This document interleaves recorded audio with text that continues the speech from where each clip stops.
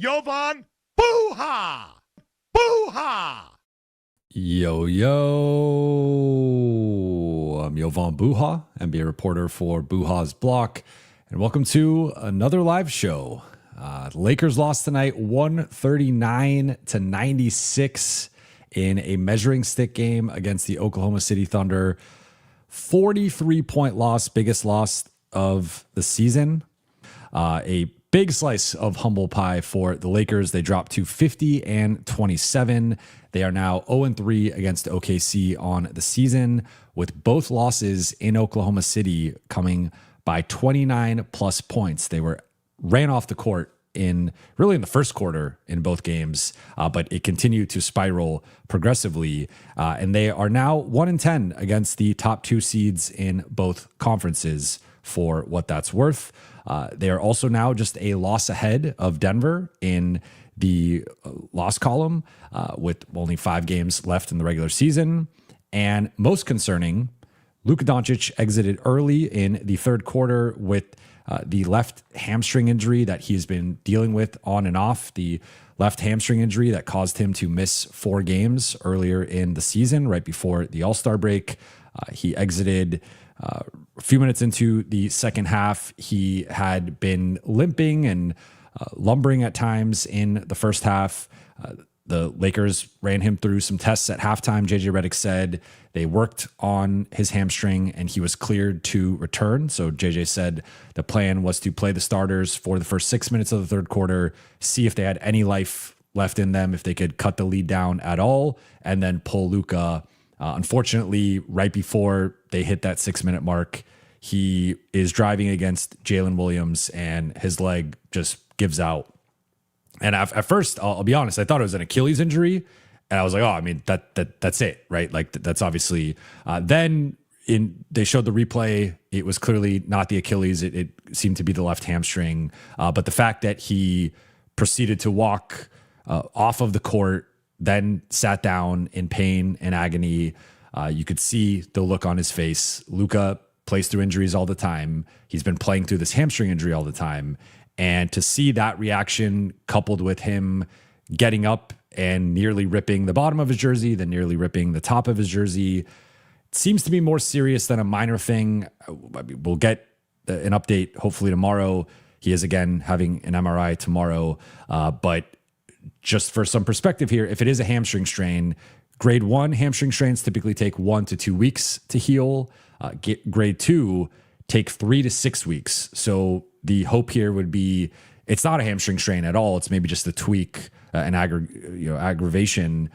But if it is a hamstring strain, grade 1 would be the best possible outcome here. And maybe he misses the rest of the regular season, which he is now at 64 games played. So if he misses the final 5 games, he would be ineligible for MVP and first team All-NBA, which would just be a really sad and unfortunate way for his regular season to end, with the MVP push that he had made recently. And after a lot of wild discourse throughout the season, but especially recently, felt like he had finally climbed into that top 3 in the MVP mix and in the first team All-NBA mix. And now that, might just be in jeopardy.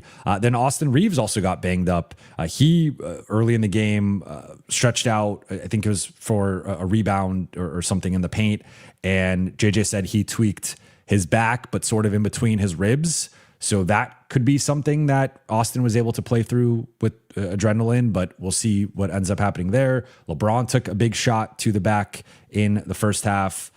Jackson took a couple shots. Jake LaRavia took a shot. Lakers got very banged up in this game, as we expected, with OKC's physical style of play, and also just war of attrition here with how many minutes the Lakers have been playing lately. This is why I've been harping on the minutes. I don't think it's necessarily directly related to that, but especially with Luka and Austin, they've been playing an unsustainable amount of minutes recently. And this has been part of my concern of, does it eventually lead to them tweaking something? And hopefully it's not serious for either one of them, especially Luka. But this had been building here with the workload that those guys had to deal with for the past few weeks, and them consistently being in the high 30s, if not even 40s minutes wise in regular season games, and both being top 2 or top 3 in the league in minutes in March. That just was too much, in my opinion. But to bring it back to the game, just a really humbling loss for the Lakers. The Lakers were one of the hottest teams in the league, but the one team that was slightly hotter than them, OKC, had won 14 of 15 in March. They showed that there's levels to this, and right now there is a sizable gap between these two teams. I think OKC played very close to their ceiling.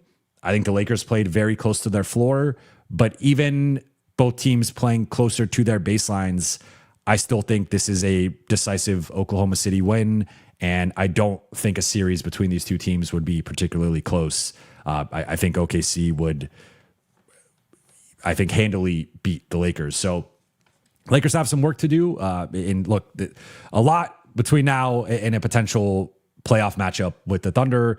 It could be in the second round if LA drops. It could be in the conference finals if LA stands pat and Luka comes back and they advance. But we got a while until a potential Lakers Thunder playoff rematch. But the Lakers do get a second shot at OKC, or a fourth shot technically, on Tuesday. I think they will play much better. But again, if Luka's not available, if Austin's potentially not available, then it's not necessarily representative of what a potential playoff series would look like. But shout out to the chat, shout out to the late night gang, shout out to the real sickos. I know this was a really deflating loss tonight, and those of you who are tuning in right now, you are all real ones, and I appreciate you. So let's get into the game. I'm going to go through, pretty much going to touch on everything in my Buha's big picture. I will go through notable performers quickly, but I am going to touch on most of the guys in this big picture portion, get into stat of the night, get into a few quick takeaways, and then we will get into the Q&A. So Buha's big picture is OKC delivers an embarrassing reality check for LA. And what I mean by that is this game was over 2 minutes into the game. Really, if we want to be a little bit more respectful, we'll say 5 minutes into the game when OKC took an 18-4 lead. But I mean, this game to me was reminiscent of the Denver game in Denver when LA got blitzed and was down 13-4 early, and they actually outscored Denver over the final 43 minutes of that game. They were just in such a decisive hole early that was the difference of the game. And we've talked about that game before. That was one of the two games LA lost in March. But it also reminded me of the OKC game in OKC earlier in the season, back in November. And remember that game, no J-Dub on the OKC side, no LeBron on the Lakers side. So on paper, at least at the time, we were looking at it like both teams missing their second best players. I think Chet and Austin have both made their claims to be in that conversation for the second best player on the team. But like at the time, the billing was like LeBron, second best player on the Lakers, J-Dub, second best player on OKC. And so you kind of wasn't exactly like a fair trade-off because of OKC's depth and talent advantages. But it's like, okay, both teams are without their second best player. Let's see how this matchup looks. Well, the Lakers got obliterated in that game. They lost wire to wire, and they were down 30 early in the second quarter, which is exactly what happened in this game. The Lakers were down, as I said, 18-4 a few minutes into it, down 44-21 at the end of one. They were down 84-51 at half. 82-51. Sorry. Fourth most points scored in a half in OKC history. Then the third quarter, they show like a little bit of life to start the quarter. Luka hit a shot. He had a driving kick to LeBron in the right corner. He cashed it. Then I think Luka hit DA for a lob, and it was like, okay, LA showing like a little bit of life.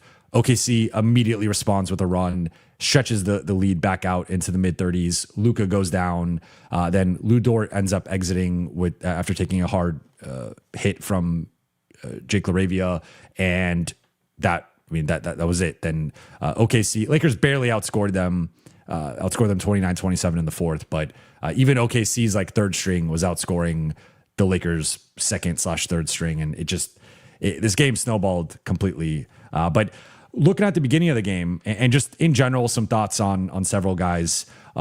Austin had 4 turnovers in the first 3 minutes of this game, which was inexcusable. That was a huge reason why the Lakers were in that 18-4 hole in the first 5 minutes.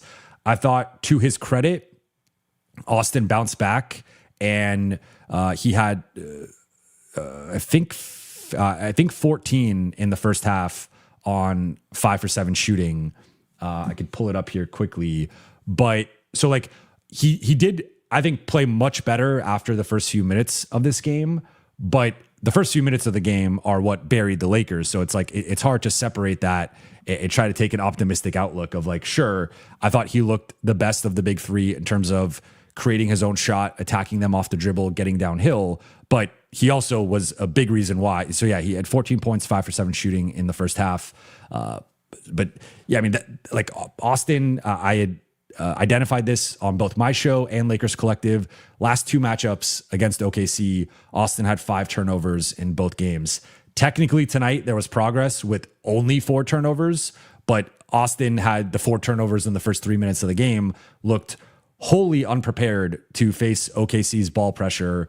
And I think at some point, it was quickly after the 4 turnovers, just realized I can't pass against this team. And even like dribbling against some of the double teams, I'm just going to put my head down and get downhill and get to the rim, draw fouls, or pull up step back middies and just get into the paint. And that's when he looked at his best. But like the ball handling and decision making against OKC, he has really struggled in all 3 matchups. And the Austin detractors, I'm sure, will be out tonight in the chat and the Q&A portion. But I thought, again, he bounced back after the rough start, but the rough start put the Lakers behind the 8 ball to such an extent that there was basically no coming back from that for them. Luka, it's a delicate conversation just because he got injured tonight. He clearly was playing through injury to some degree in the first half. So it's hard for me to parse through how much of his performance was injury related versus his own struggles versus OKC this season. He was not good in the first matchup in OKC. Tonight, he was not good as well. 12 points, 3 for 10 shooting, 1 for 7 on threes, 5 for 6 on free throws. So you did get to the free throw line a little bit, draw some contact. That was like the best thing he did tonight, I would say, outside of the passing with finding DA and finding some of the shooters. I thought that the passing, all things considered, was still solid, but 4 rebounds and 6 turnovers. Now, technically, the play he got injured on, he turned the ball over. So I'll say 5 turnovers for Luka, but led the group in turnovers. Outside of Jake LaRavia was the player who struggled the most offense. I mean, I guess you could say Rui Hachimura from like a shooting perspective. Rui went 2 for 9. Jake was also 3 for 10 like Luka. But we said going into this game, this was probably going to be like the subplot was going to be the MVP race and who outplayed who. Shea did not have a great game necessarily. He had he shot under 50% for a guy who's been consistently 55+%. And that's been one of the arguments for his MVP case has been his efficiency. I mean, did have 28, 7 and 7, but like Shea was clearly the best player on the floor tonight. And he was the best player on the floor in their previous matchup in November. And whatever momentum Luka had with the MVP, I mean, it might not even matter now because if he misses the final 5 games, he won't be eligible. But this did feel like a moment where, however close it was getting, Shea regained some distance here. And this performance tonight and this result tonight, just OKC completely embarrassing the Lakers and Luka not having a good game pre-injury, that probably to me ices the MVP race for Shea. I think this will be one of those instances that's stay in voters' mind. We'll see. Who knows? Like Luka could easily return Sunday against Dallas, and maybe the Lakers go undefeated the rest of the way. They beat OKC on Tuesday, and we're having a different conversation Tuesday night. But with where things currently stand, Shea had a better game tonight, even though he wasn't even at his best necessarily. And it just, I think this was a blow for Luka's MVP campaign directly against Shea. But it's hard not to look at the injury and him laboring and just how that factors in. I've already seen people saying that he is faking the injury. I think that is completely ridiculous and unfair. And like, this has been something he's been dealing with for a while. And I think at times it has reared up and you'll see random possessions or stretches of games where he's favoring his right leg or kind of going through it. I mean, he missed several games before the All-Star break. So I think that is completely unfair and ridiculous to say Luka was faking that. Like the game was over and we could debate whether he should have been out there. I think there is some, there's been some pushback from the fans, and I totally understand that. But to say that he milked that or faked that, I could not disagree with that more. But yeah, I mean, just did not have a good game. I mean, this was one of his worst games of the season.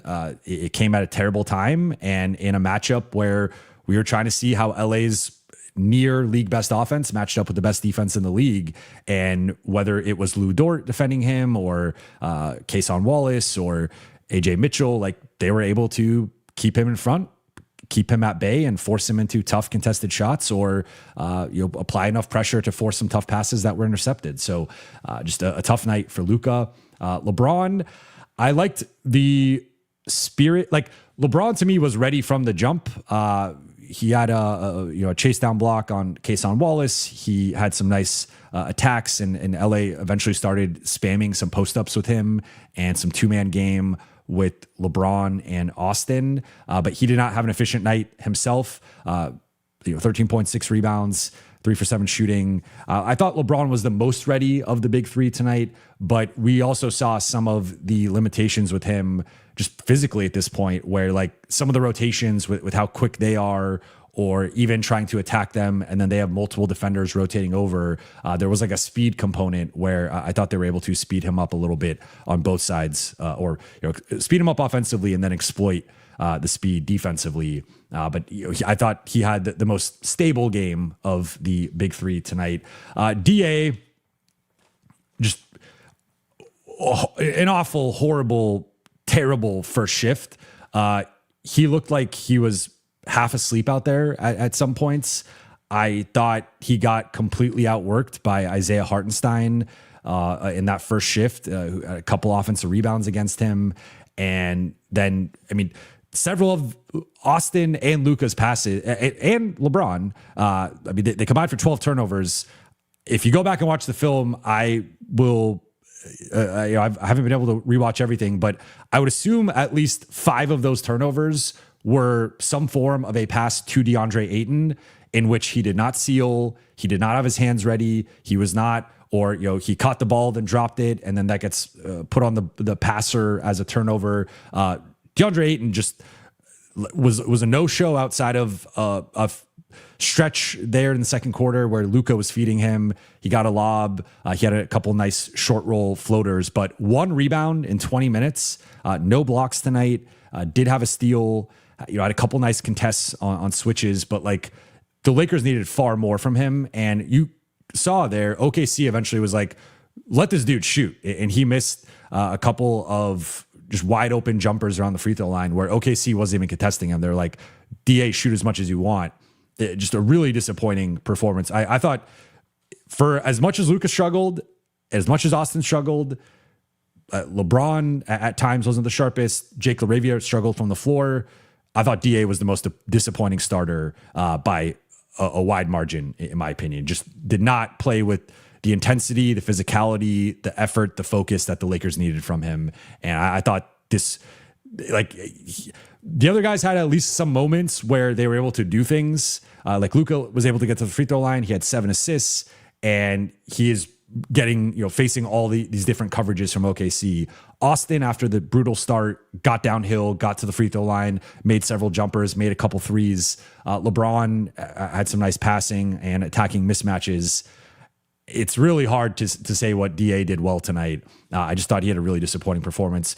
Jake LaRavia got the unenviable task of guarding Shai Gilgeous-Alexander, and I thought he did as well as he can. I mean, Jake is just not the quickest dude, and I think he's better guarding bigger, slower, stronger. Like he's guarded Kawhi Leonard like fairly well this season. I think that's a more ideal matchup for him at like a star level than a Shai, who's just too, like, Shai blew by him a million times tonight. And it's not even Jake's fault. Like, he's a 6'7", 235, 240 pound dude who should not be able to guard Shai Gilgeous-Alexander on on the perimeter. And like, he held up fairly well. And again, Shai had a shot sub 50%, 28 points on 25 shots. LA kept him off the free throw line. But I will say overall though, like, that was just a tough spot for Jake. I would have loved to have seen Marcus Smart play in this game.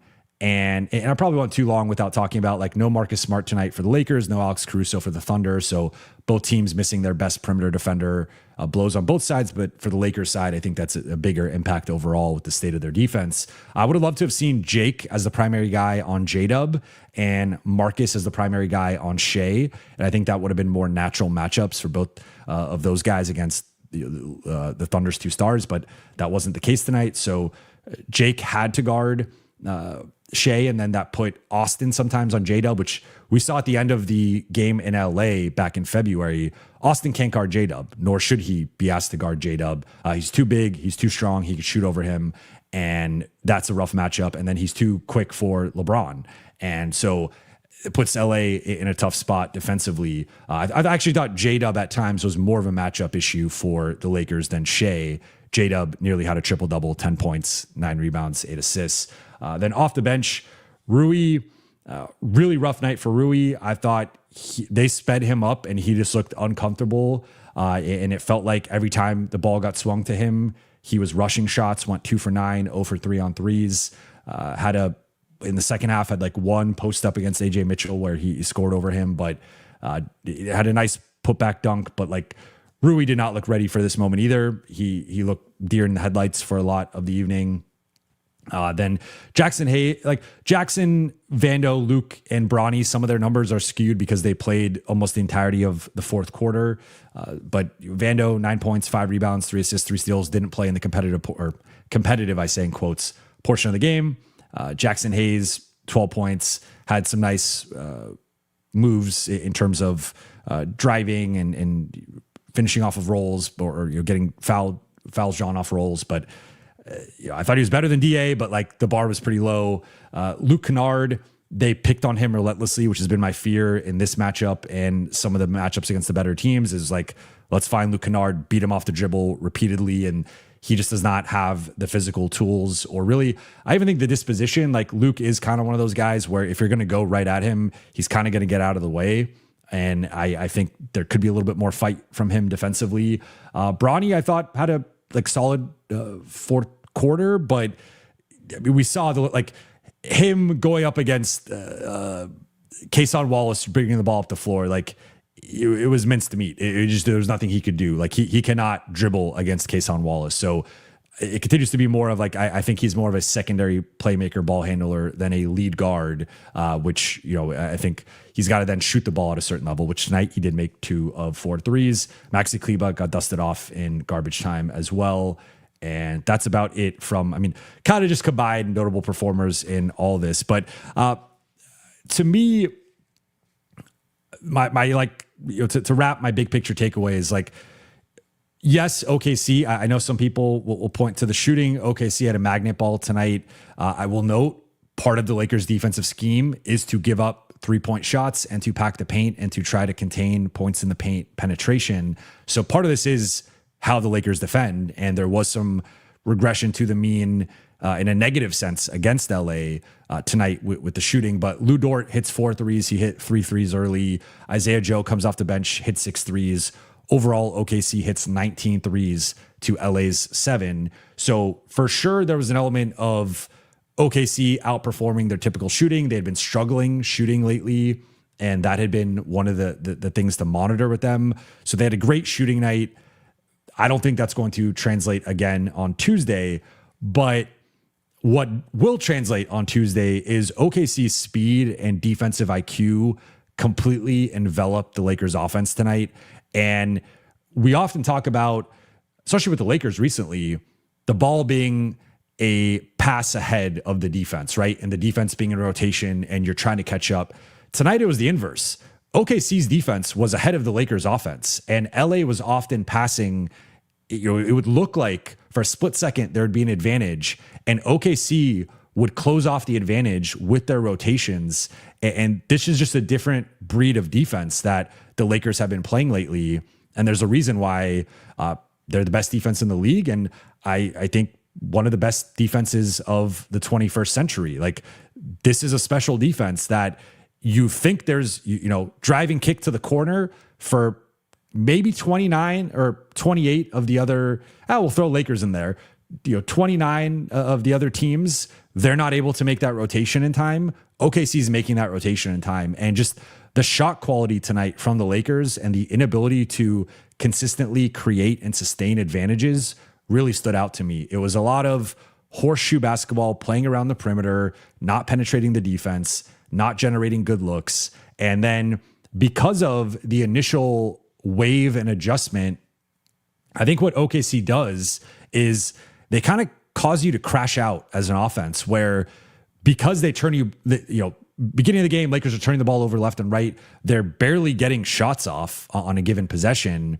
And it's almost like we need to rush things to like actually get a shot, because the more we pass the ball, the deeper we get into the shot clock, the more likely we're going to turn the ball over. So someone's going to screw up here.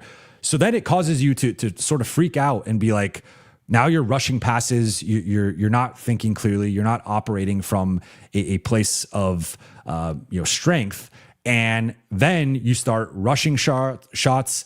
You start being short on shots. You start missing layups, missing open threes. And there's like this cumulative effect that causes you to just lose your composure offensively.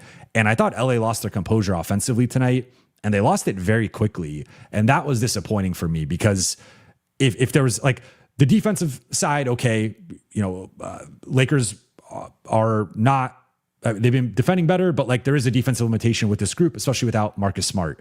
So if OKC has a great offensive night, they hit a bunch of threes, that's one thing. But what LA could control was their offensive composure and their offensive execution. And they did both of those things terribly tonight.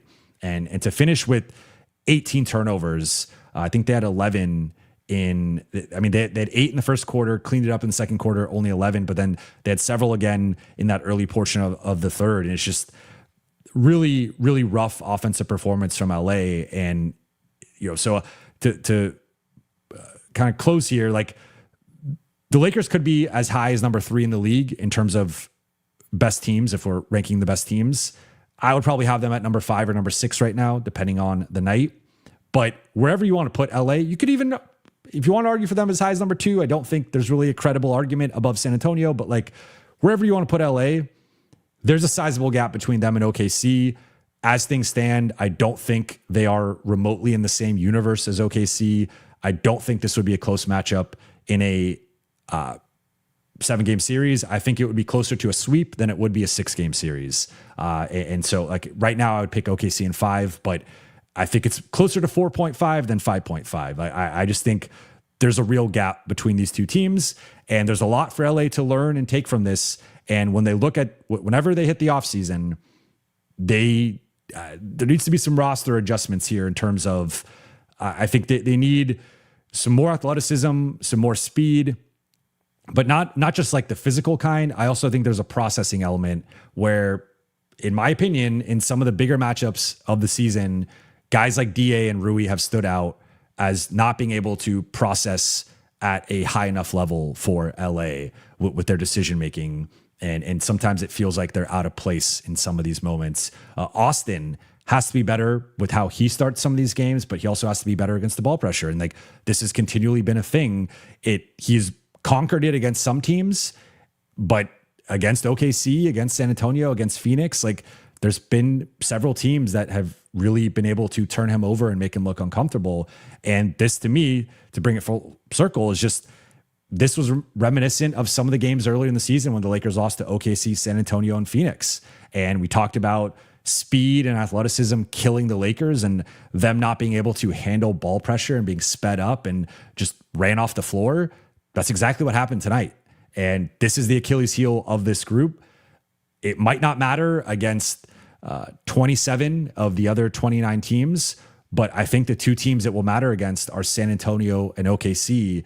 And it just so happens that those are the two best teams in the league right now, and the two teams in the Lakers' path to getting to the NBA Finals. So a a lot to learn in the next 24 hours with Luka and what this is all going to mean for LA's future. But notable performers, I kind of just touched on it, talked through everybody. So if you want to listen back, like technically Buha's big picture plus notable performers. Stat of the night for me was OKC attempted 23 more shots than the Lakers due to turnovers. LA had 8 more turnovers than OKC, 18-10 due to offensive rebounds. OKC had 13 offensive rebounds. LA had 8. So +5 on the offensive rebounds, +12 in rebounding overall. Now, LA did attempt 14 more free throws than OKC. So it is skewed. You can roughly say, like, I don't know, 7, 8, maybe even 9 more possessions on the LA side, adding to the ledger. But even then, that's at least +16, +17 for OKC from a shot attempt perspective. And you give any team 23 more shots than you, let alone a team that shot 54%, and shot 45% on threes, you're going to lose the game by 43 points. Then takeaway number 1 is the impact of Luka's potential absence. So the first thing that I mentioned earlier in the show is that Luka is now currently at 64 games played. So he has not yet reached, he hit 64 tonight. So he's not yet reached the threshold for the MVP and first team All-NBA. So if Luka does not play the rest of the season, he will be ineligible for MVP and first team All-NBA, which would, again, be a really tragic end to this great season that he's had and this great month that he had. Just had maybe the best month anyone has had all season, been playing the best basketball maybe anyone has played all season. And to have the season, in the regular season at least, potentially end this way would be really unfortunate. But I also think that would be a really big momentum kill for the Lakers. Like, they had won 16 of 18 going into tonight. They have now won 16 of 19, but they have been playing their best basketball, and they had come together at the right time. And to potentially not have Luka for the final 5 games of the regular season, I think that would be somewhere between a minor to major step back from a continuity and momentum perspective, to say nothing of, if we look at the post All-Star break stretch, it's probably worse in March, but looking at post All-Star break, the Lakers have been getting killed in the non-Luka minutes. I know there was some progress against Washington with him being suspended, but that was Washington. Right now, post All-Star break, with Luka on the floor, LA's outscoring opponents by 11 points per 100 possessions. With Luka off, they're getting outscored by 5 points per 100 possessions. And so, it's a 16-point swing. That's a really big number. And if Luka misses the final 5 games of the season, I think any loss is on the table. Now, Dallas and Utah are both tanking, so I think LA should be able to win both of those games. But certainly against OKC again, I don't see a universe in which they play better against OKC without Luka, even with how much he struggled tonight. Then Golden State isn't really playing for anything, but Steph is coming back. He's supposed to be back on Sunday. So if Steph is back, I think that becomes a losable game. And then Phoenix isn't really playing for anything other than maybe just wanting to beat the Lakers and stick it to them. But Phoenix is certainly, I think it's a losable game even with Luka. But if Luka's out, that's definitely a losable game. So we were looking at LA probably closing the season 4-1, maybe like splitting between 5, they could go 5-0, but I think realistically, like 4-1 was probably the way they were going to close it. Likely losing to OKC and then beating Phoenix. That could easily turn into 3-2 or 2-3. And if that turns into 3-2 or 2-3, them dropping to the 4 seed is on the table. That's before we even mention, if Luka has a grade 2 hamstring, the season is in jeopardy in a real way, where that would cost him not only the rest of the regular season, but potentially the first round of the playoffs. And if the Lakers don't, I know the Lakers should be heavily favored against Minnesota or against Houston. I think they should be slight favorites against Minnesota. If they don't have Luka, they're massive underdogs, I think, in both series, to be honest. So huge implications here over the next 24 hours or even 12 to 16 hours with Luka and the hamstring and the MRI and just his status, because the Lakers have not been playing well without him. I'm not going to put beating Washington by 20 as like, it's different, playing OKC, Phoenix, Golden State, etc. This is a huge next information cycle for LA, which is what we learn about Luka's hamstring. Then takeaway number 2, aside from Luka, I already mentioned Austin's injury, which JJ said he took a shot to the back and the ribs and what was playing through that. So we'll see what his status is. JJ said he was okay to return, but they're not sure about how he's going to feel tomorrow. Then Marcus Smart did return to on-court activities, and JJ said there's a chance he is back on Sunday against Dallas. And then takeaway number 3 is just West standings watch. So tonight, Minnesota lost to Detroit, which means Minnesota is now further down in the standings. They were number 6, but now they're number 6 by a little bit more. Lakers obviously lost to the Thunder. Suns lost to the Hornets. The Warriors lost to the Cavs, and the Spurs beat the Clippers. So looking at the standings, OKC now has still has a 2-game lead over San Antonio, but there's 5 games remaining for both teams.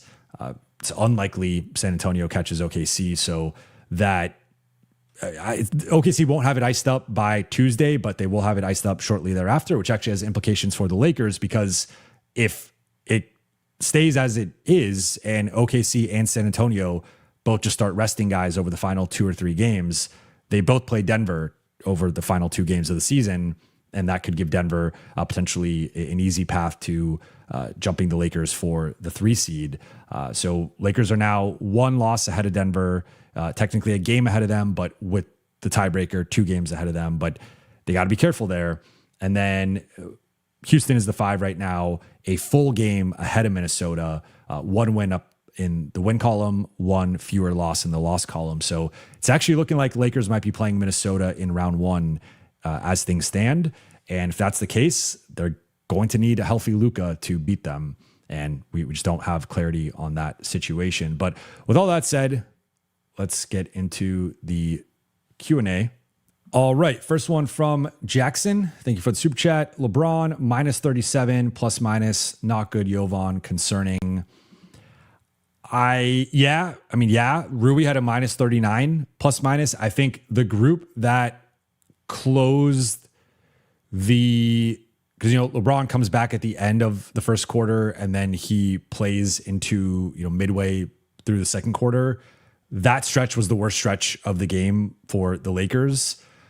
So I think that's more correlation than causation. I don't think LeBron was anywhere close to the biggest problem tonight for the Lakers. I think he, there was times he didn't rotate, didn't box out, got blown by on the perimeter, had a couple turnovers of the unforced, sometimes he'll have the ball handling turnovers, but I don't think LeBron was close. Like some of the Lakers' best offense in the first half was Austin LeBron pick and roll and having LeBron attack their guards and then creating kick out opportunities or advantages into a swing. And I think this has been a series I've talked about it recently when we talk about LeBron versus Austin. I think this is more of a LeBron matchup than an Austin matchup because of the perimeter defense. Because yes, LeBron's got to be careful trying to dribble around some of these guys, but LeBron has he's got a size advantage over most of their rotation outside of the centers. But even a guy like Chet Holmgren, he's got the length to match up with LeBron, but LeBron can bulldoze him. And I mean, remember, LeBron injured Chet Holmgren in his rookie season in that first matchup they had in Seattle over the summer. Like that's what led to Chet Holmgren missing his entire first season. So LeBron has physical advantages that I think the Lakers started to leverage, could do an even better job of leveraging. And he did a nice job getting Chet in foul trouble, getting some fouls on Jalen Williams and some of their smalls. So I think LeBron was far from, I don't even know if I'd have LeBron in the top 5 of biggest problems for the Lakers. I think there were several other things that went against them. Christopher, thank you for the super chat. I feel like I watched the season end tonight. OKC just made the Lakers realize they have no chance. Luka's injury means short playoff run. Also knew playing Luka and Austin 40 minutes a night would hurt. Look, I understand the feeling, and there is a chance the season is like, I don't mean to be grim, but I think if Luka has a grade 2 hamstring and he's out multiple weeks, I struggle to see the positive or optimistic outcome here. We are the playoffs start in 16 days. So anything longer than a 2-week injury for Luka, he's gonna, like, game 1 is in jeopardy. And we have seen situations where guys can miss a game 1, a game 2, a game 3, and the team, maybe he misses the first 3 games of a series. The Lakers steal one of the games. They're down 2-1. Luka can return and the Lakers can close out that series in 6 or 7, right? But if Luka misses an extended period here, I do think that likely I have a hard time seeing how that does not lower the Lakers ceiling, if not sort of eliminate the ceiling. And it's like, maybe they can win a first round matchup if he comes back, but they will not have a shot against San Antonio with a compromised Luka, because these things are just because he's able to return doesn't mean. I mean, I'll say I'd be pretty surprised if he plays now in Dallas on Sunday, for example. Like, it just, with hamstring injuries, you don't want to mess with that, and it could be another step, another tweak that further aggravates it. So I would not be surprised if he misses at least a couple games on, like, the shortest possible side, but we'll see. I don't have clarity yet as to the extent of the injury. But yeah, I mean, look, I had some people pushing back on me criticizing the minutes lately, and they were like, guys have gotten soft, and back in the 90s and the early 2000s, like, I've already said my opinion on the differences in the game, and the game, there are just objectively more possessions on a night-to-night basis. Like, take style of play out for a second, just actual raw possessions, more right now than there were in the 90s and 2000s. So the game is played faster, but that's not even factoring in the actual style of play. I implore anyone who wants to say that the minutes don't matter, please go back and watch a random 90s game and a random early 2000s game. And if you can tell me it is more physically taxing on the body in terms of cardio and how much they're running, how much ground they're covering defensively, rotating corner to corner, prove me wrong, but that's just not the reality. It was more physically taxing in terms of, like, elbows and physicality in the paint, but that's totally different than how much cardio and how much running these guys are doing. And there's a reason why we've also seen an increase in soft tissue injuries and Achilles injuries. And, like, it's just a different sport right now. And the guys can run faster, jump higher, and that also leads to more bodily damage. So I just think 40 minutes in the regular season against, and a lot of those, like, not a lot of those, but some of those were against the lottery teams. It was like, you do not need to play them that many minutes against the Brooklyn Nets, even if the game is close. So, I don't want to, like, entirely put the injury situation on that, but I don't think it helped, and I certainly think it hurt to some degree. Jay, thank you for the super chat. I don't care that Luka was cleared to play second half. User brain JJ down 30 in OKC. Why risk it? It's giving Tibbs vibes, to be honest. Runs his guys into the ground. Yeah, JJ stood strong on this postgame. I watched the postgame presser. He was asked about it a few times by different reporters, and even Dan Wojcicki of The Athletic asked him about, like, you guys are down so much, like, why even play them in that second half? And JJ reiterated a couple times that they're never going to put a player in harm's way, and that both Austin and Luka were cleared to play in the second half. So, I mean, it's a tricky thing, because I will say on like the JJ side, the coaching side of this, especially if you're cleared, it is difficult.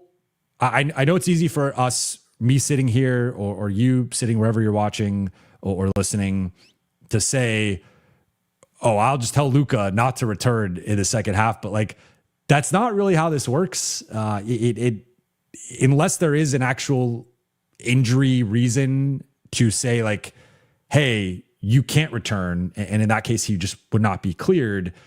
If Luka's cleared, Luka's going to want to go back out there. So I don't put that on Luka. That's Luka's competitiveness. And that's, I want that from a superstar.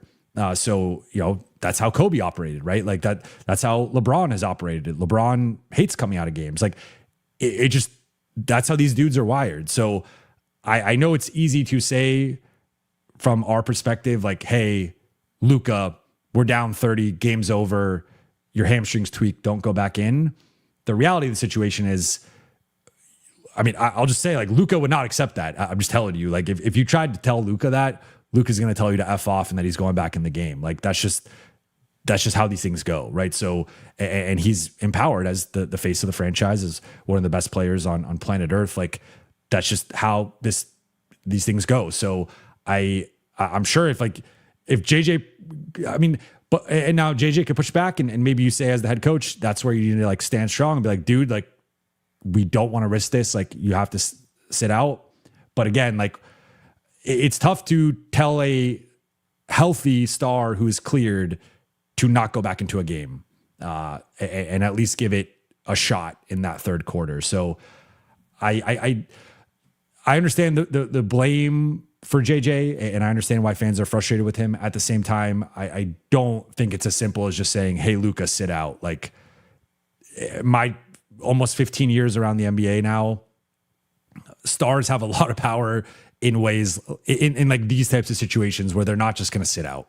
Like you have to have a medical reason to keep them out. And again, we could debate how injured Luka was in that first half, how injured he has been with the hamstring, and that maybe being enough reason to rule him out. But I mean, if anything, that's maybe more on the medical staff and them not deeming him or clearing him to play. Maybe they shouldn't have cleared him to play, right? Like, I think that might be more on the nose with it. But if they cleared him to return, it's hard to then keep him out. Jay, again, thank you for the super chat. AR can't have 4 turnovers in the first 4 minutes of the game against a team like OKC. It's a death sentence. Can't get behind like that. 100% agree. It was a disaster class against Austin, or by Austin against OKC. I think he rebounded well with, again, I thought he had several nice, hit a couple threes, had several nice drives, got to the free throw line, and was bullying. Like, he started to bully Kayson Wallace a bit in leveraging his size and strength against him, but it was too late. The game was over. Like, LA was down 18-4. They had a stretch of, I think, almost 7 minutes in the middle of the second quarter where they did not make a field goal. All of their points came from the free throw line. It was just not enough. And I mean, and even like, I'm like saying Austin played better. He still finished with 15 points. I mean, that led the team, but it's not like 15 points in 27 minutes on 5 for 9 shooting is not a typical Austin night, right? So yeah, he's got to be better as well. So yeah, I echo that. Ruben, thank you for the super chat. Tough one. People saying Luka faked this injury are just some hating trolls with no IQ. Hope that it's not a serious injury. Get better soon, Luka. Agree with you. I just, yeah, I don't. I feel like I don't even need to explain my rationale on that, but yeah, I mean, it's just like, and I mean, to be clear, like, they did not lose the game because Luka got injured. It just, it turned it from like a deflating disaster evening into like, this could alter our season. I think that's the bigger thing here with the injury, right? Like, of course, in Luka's health, and you want him to be 100%. He's having a great season. He's having an MVP caliber season. So you like, his health comes first and foremost. But it's also like, I think the bigger thing here, it's not like this game was in the balance and Luka got hurt and then the game was over. Like, no, the game was over. It was decided. But now this could have ripple effects for the rest of the season. And that's what's really unfortunate, because if Luka does not get hurt, the Lakers, even with the lot, like, let's say JJ subs him out a minute earlier, like a few minutes, 3 minutes into the second half, he's like, this is it. This is over. I'm pulling the starters, and Luka does not get hurt. Lakers still lose by just as many points, if not potentially even more. But we're talking about, okay, this was a tough loss. They'll get another shot on Tuesday. We'll see if they can make some progress. But like, as long as they stay the 3 seed, as long as they close out the season strong, no, they can't beat OKC. They'll lose to them in round 2 or round 3, depending on the seeding. But this team at least has a good shot to get out of round 1 and maybe have like a competitive round 2 showing. But like, okay, they're maybe not a contender or more of a fringe contender. But without Luka, I mean, it's just the floor is very low, I would say. Peter, thank you for the super chat. I know I posted a lot of super chats here. Actually, an MD and did a little sports med. That's a grade 2 strain until proven otherwise. Similar to PWAT injury, 3 to 6 weeks. You were right about minutes. I appreciate the acknowledgement. I'm not happy that I was right. I did not want to be right. I did not want Luka or anyone else to get injured to prove that right. Unfortunately, I was harping on it to hopefully like have it change, but that did not happen. But I appreciate you, Peter. You are a loyal member of the Late Night Gang. You ask great questions, and I hope you are wrong on this grade 2 strain. But if it is a grade 2 strain and it is a 3 to 6 week injury, that obviously puts the Lakers season in jeopardy because, again, playoffs start in 2.5 weeks.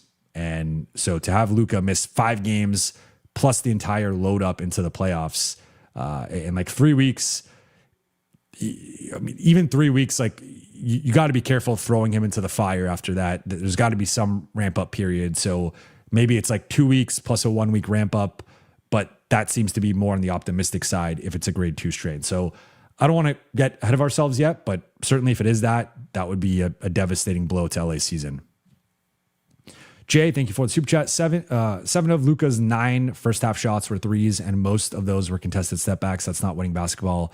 LA not good enough for Luka to play like that.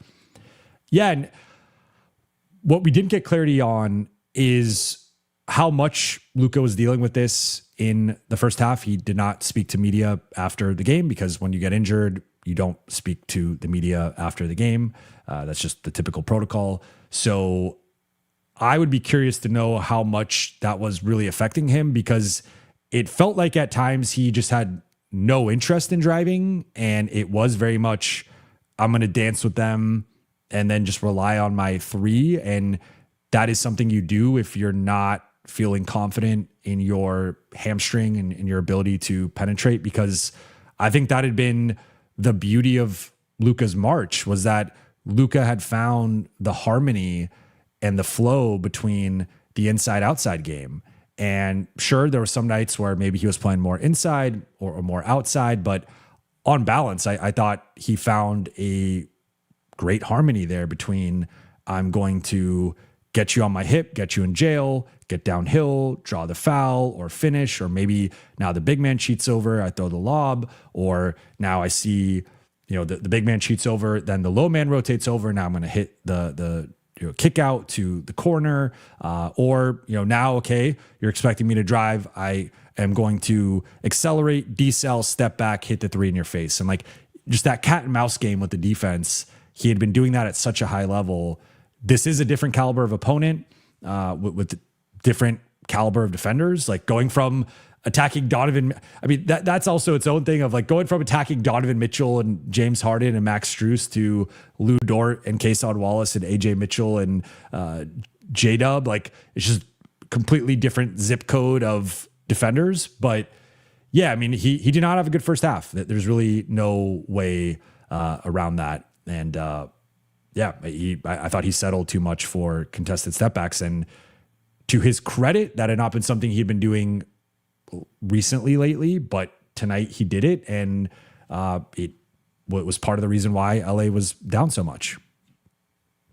Mac Roblox, thank you for the super chat. Despite the loss, I still have faith in the Lakers. By losing games like this, it teaches them a lesson to be better prepared next time in the playoffs. Also, it was Luka and AR's turnovers that cost them.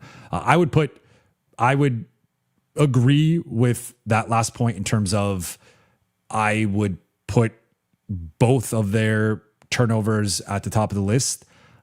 If you go back to the original OKC game, they both combined for 9 turnovers in that game. Tonight, they combined for 10. Technically, Luka, as I said, the 6th one was when he got injured. So I'm not going to hold that one against him. But if you want to, then that's his 6th turnover. I'll say 5. So 5 for him, 4 for Austin. It was the inverse in the first OKC game.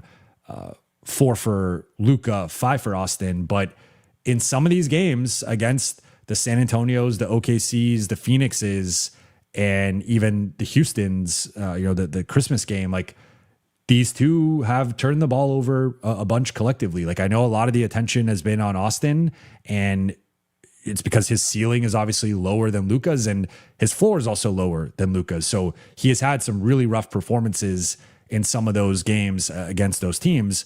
But Luka has also had some rough performances from either an efficiency standpoint or a turnover standpoint. And he's had, against a lot of these top defenses, games where he's in the 4 to 6 turnover range, which is just too high for LA to be competitive offensively. So I would agree with that assessment tonight of if I was ranking the things that hurt them the most, I think the turnovers, and those were the two primary culprits at the top. But there were several I mentioned it. I thought DA and Rui were pretty high on the list as well, of just not looking remotely close to being ready for the moment and not really ever getting back into things. I respect the optimism and the faith. I would say I don't think the Lakers can play worse than this. So that's like the most optimistic thing I could say coming out of this. But we still have the uncertainty with Luka's injury. Where I will not cede any ground or optimism is I just do not see the case for them over the Thunder in a series. I think they'd be fortunate to get a game, to be quite honest, from what we've seen. We've only seen 2 matchups with Shea, and both of them have been in OKC, but the Lakers' inability to contain Shea or J-Dub, coupled with their inability to properly execute offensively in both of those matchups, I think it's a really bad matchup for this iteration of the Lakers. Doesn't mean it will always be a bad matchup for the Lakers. Luka has had his success against the Thunder. The Lakers in previous years have had success against the Thunder, including last season. We just have, I really don't see, like, I was considering doing a takeaway that was like silver dots or silver line, not a full silver linings, because I don't think there's many silver linings. I really struggled to come up with things. Like, I liked Austin getting downhill progressively in the first half, looking more comfortable. I liked some of the bully ball with LeBron. I thought Luka looked more comfortable to start the second half. DA had a nice stretch offensively where he scored 6 of his 8. But like we're kind of grasping at straws here. There was not a lot. Like OKC whooped their ass in basically every facet of the game. It was not close. It was not remotely close. Like Lakers got to the free throw line, I guess. Like they won the free throw battle. They were able to keep Shea under 50%. But even then, I'm like, you kept Shea under 50% and you lost by 43. Like, that's a testament to OKC's depth. That's also a situation you should be faring better in if you're going to have that success against Shea. Peter, thank you for the super chat. If Luka is out round 1, what is the best matchup? I think it is even more so Houston, just because I think Houston's, well, with a couple caveats here, like Anthony Edwards has been dealing with some stuff and he rested tonight, or was out tonight. Jaden McDaniels has been, now has this knee situation and he's week to week. So if Jaden McDaniels is out, maybe Minnesota still, but it's definitely not Denver. I think without Luka, Denver would have a pretty easy victory over the Lakers. Without Luka, I would favor Minnesota and Houston over the Lakers, but I think Minnesota would be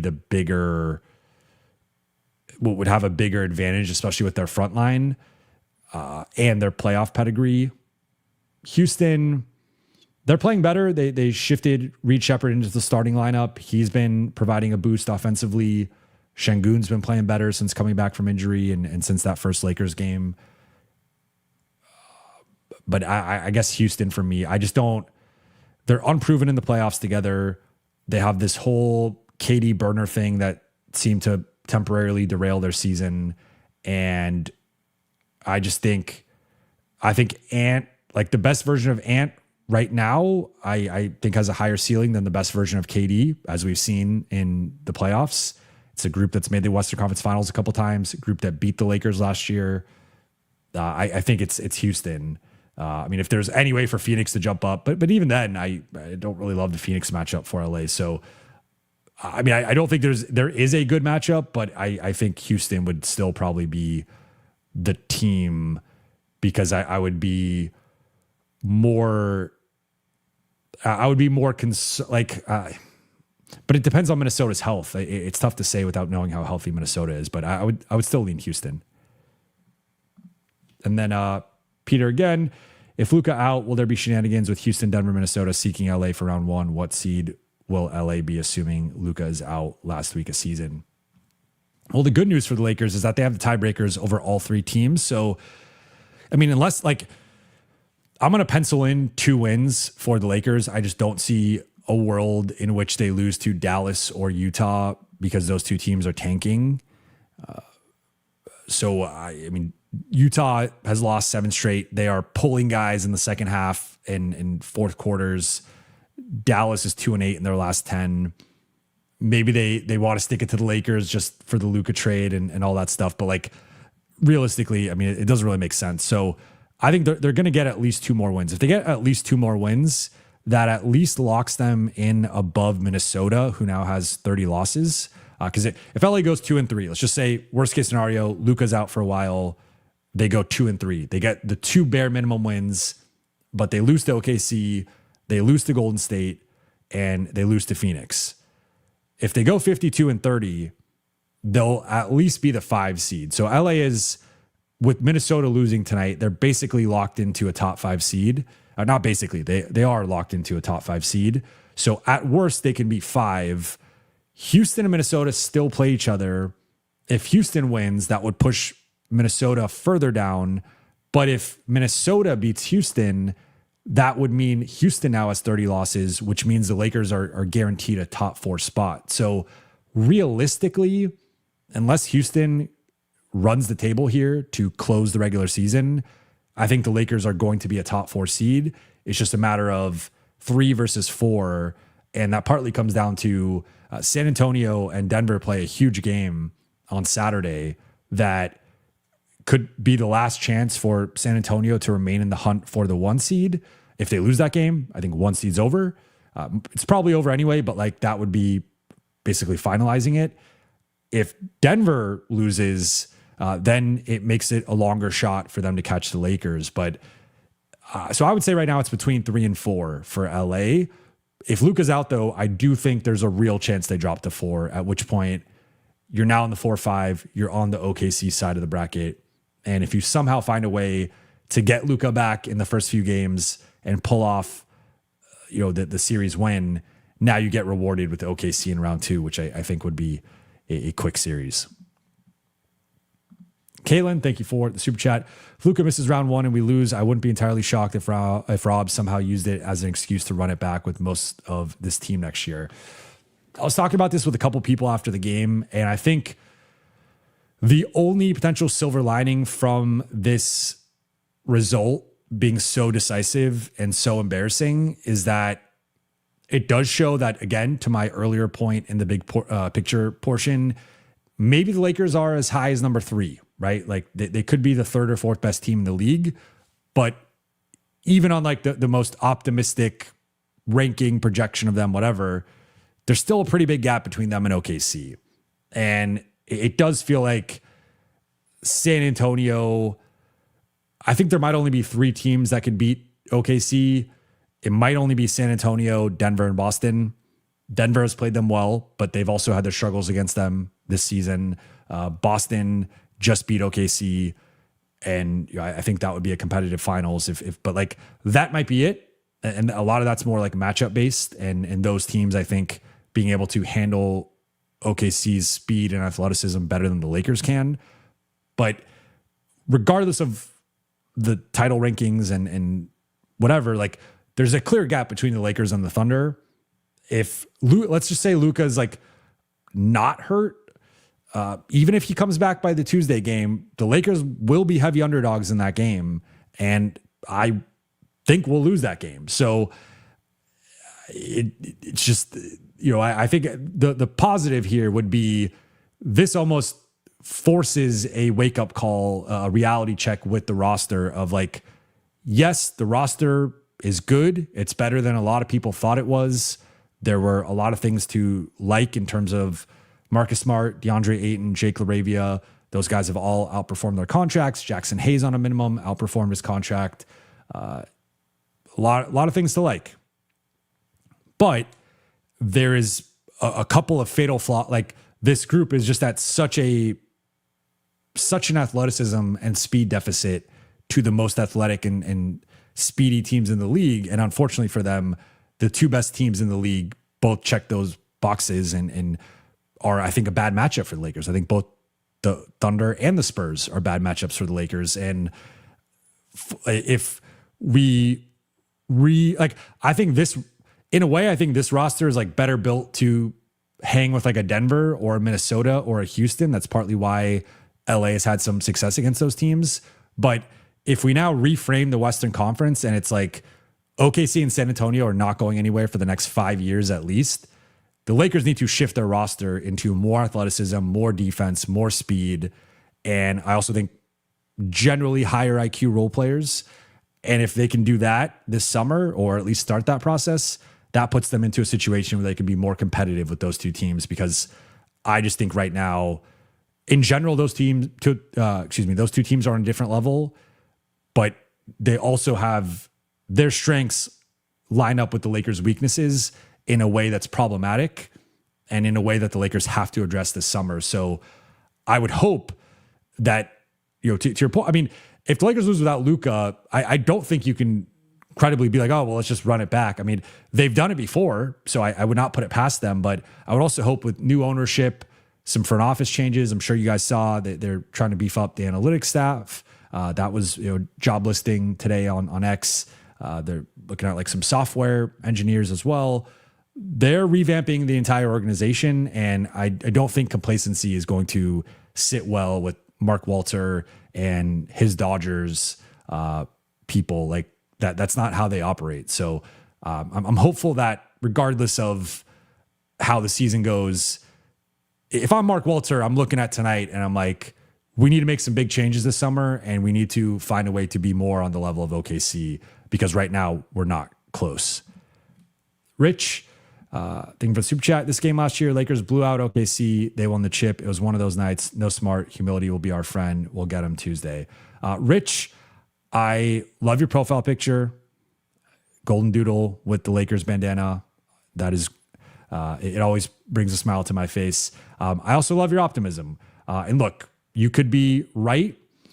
I'm a little bit more pessimistic on this matchup, and I just think when you think about the low points of the Lakers season and like just in general, right? So there have been some trends in the Lakers, like biggest losses, most embarrassing losses. It's high turnovers, looking unathletic against more athletic opponents, getting scored on in transition, not being able to contain the ball, giving up a bunch of open threes, losing the 50-50 game, losing the rebounding battle. OKC, with the exception of maybe the threes, does all those things consistently very well at really the highest level. I mean, I talked about this with Raj yesterday. Going into tonight, OKC was top 2 in fewest opponent points off turnovers, which is them not turning the ball over and not letting you score off turnovers. Top 2 in points in the paint allowed, top 2 in fast break points allowed. So basically, OKC does not turn the ball over. Tonight, they only had 10 turnovers. That's a great number. They do not let you get out in transition against them, and they wall off the paint. They are going to give up open threes before they let you score in the paint. And that's if you can even get by their defenders. And like, that was the story tonight. So I'm a little bit more down on this particular matchup. I know some people have been holding on to Luka's prior success against OKC. Some people have been holding on to the 2 matchups last year. And like, to me, this kind of is along the same lines of the argument that some people were making early in the season of like, well, last year the Lakers beat everybody in big games and they lost. So like this year, the fact that they are losing all these big games, maybe it's a positive. And I'm like, I don't see a scenario in which you losing every big game is a positive, just like I don't see a scenario in which you losing by 43 tonight is a positive. But look, if I am wrong and they won on Tuesday, I would love to rehash this conversation with you, and I will eat a slice of humble pie on here. JR Madrano, thank you for the super chat. If the big three stay intact when building this team this summer, do you put your resources towards the centers or wings? I still think the wings are more important. I do think tonight would have looked markedly different with Marcus out there. I also think like if we're going to magically heal Marcus, we'll magically heal Alex Caruso, and he has given the Lakers problems in the first two matchups. As Raj noted last night, he actually defends LeBron pretty well, or at least like these last few years. He's one of the few guards who could switch onto LeBron and hold his own like relatively. So, I mean, I think he's one of the few Thunder guys who can actually guard Austin, Luka, and LeBron and it not really be like a quote unquote disadvantage. Like all three of those guys are great enough to score on him and to, especially Luka, but like Alex Caruso's on the short list of, if I'm picking like a defender, I would want to guard all three of those guys or switch across them. Alex Caruso's on the short list, if not the number one option. So that was a big loss for them. But of course, Marcus being out, big loss for the Lakers. But even with Marcus, like I think I mean, maybe he's like fifth starter level. I think the best deployment, especially with his physical limitations in terms of he's just been so banged up the last few years that I think you probably want Marcus on something of a load management plan of maybe he's more of like a sixth or seventh man who's playing 20 to 24 minutes a night. I don't know if Marcus's body and playing style can sustain mid to high 20s minutes. Like on this team, he has to do it because no one else can do what he does, especially with how he's been shooting lately, where Jake LaRavia has had a couple games recently, but for the most part, no one else on this roster from a role player perspective can hit several threes and defend multiple positions and be like a positive defender. The Lakers just don't have those players on the roster. So I would say the wings and to some degree, like just the general perimeter players could certainly use an upgrade. I do think the center position could use an upgrade as well. So I actually think it's really both. But between the two, I think LA and still their lack of like two-way play, like Jake is reliably a defensive player. Anything he gives you offensively, like up to this point in the season, anything Jake gives you offensively is gravy. We know about Rui and his defensive limitations, Luke and his defensive limitations, Vando and his offensive limitations. It's just too many one-way perimeter guys. Bronny's had some flashes, I think more so on the defensive end, but we saw him trying to bring the ball up against Cason Wallace. He could not do it. So it's like the Lakers have a bunch of one-way perimeter players. Marcus is right now the only two-way perimeter player, non-star edition, and they need more of those guys. I think they need 2 to 3 more of those guys. So that would be, I would be looking to clear out the back end of the roster or most of the back end of the roster, get off some of the money you don't want to be on. And I think you probably need a new center in the mix. And then you also need multiple forward, wing, guard. I mean, I guess I'm kind of describing like a new roster. I think they need, I would like at least like 4. I would say my ideal offseason would be 4 new rotation players in the top 10. So if you're running it back with the big 3, it's like the big 3 plus Marcus plus Jake and Luke or Jake, Luke, and Jackson. And that's like my 6 or 7 rotation guys returning and then some new spots in the rotation. That would be my preference, but we'll see how it plays out. But I would put more money on the wings than the bigs, although I think they need both. So it's like, I even feel bad picking the wings over the bigs, but I think in general, they can get by with DA and Jackson. I don't think it's ideal, but I think they're closer to getting by with that than they are with the current wing group. Peter, thank you for the super chat. Tonight made me respect Denver for taking OKC to 7 games. Yeah. And they did it with like barely 7 dudes. And within 2 of those 7 dudes, Gordon was playing on a bum hamstring and Michael Porter Jr. had one shoulder. So I think if those 2 guys are healthy, I think Denver wins that series, but which does show OKC is beatable, but I don't think the Lakers match up the same way that Denver does. One thing I was interested in tonight that the Lakers didn't really show much of was like the zone look. They showed it a bit, but it was a lot more man-to-man and switching. And I was talking about this with Raj yesterday on our episode. We did previewing it. I've been kind of like, the more I've been thinking about the Lakers zone and why they've been developing it, the way, like, you develop it partly just to have a look, but part of me was wondering, are they going to try to take a page out of Denver's book? And like, Denver ran a lot of zone in that series, and they had a lot of success defensively because they have such foot speed and ball containment limitations. They ran a lot of zone, and they were able to disrupt OKC's offense. We saw it at times tonight. We like, I think the issue is we see it when like Luke's out there, and then it's like the Lakers are just not really running it with their best defenders. So they're running it with like Luke and Rui out there. And I just think that then it's not like the best version of the zone. And it might work against a lottery team. It might work against even a good team, but against an OKC, I don't think that's going to work. And we saw that they would have a couple possessions of success, and then OKC would get to the rim, driving kick for a three, whatever, or get offensive rebounds. Lakers did a terrible job boxing out tonight. So yeah, I mean, I think this, more respect for Denver for what they did, more respect for Indiana for what they did. I also think OKC is better now. So I do think, sometimes I feel like I'm in the minority with OKC, although I know they are the heavy favorite. So I guess not, but sometimes within our Q&As, because I'm like, I think this version of OKC would handily beat last year's version of OKC, like assuming they round into form and are healthy. And I think they would beat Denver and Indiana in probably, I think it'd be like a 5-game series in both those instances. Like with last year's version of Denver, last year's version of Indiana, I think those series go from 7-5. This year's version of Denver, I think, is better than last year's version, but we'll see if they're able to put it together.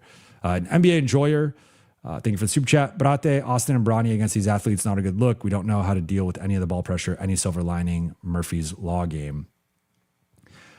Well, I said I was trying to come up with some silver dots, maybe like a silver line, not a silver lining, but like maybe one line.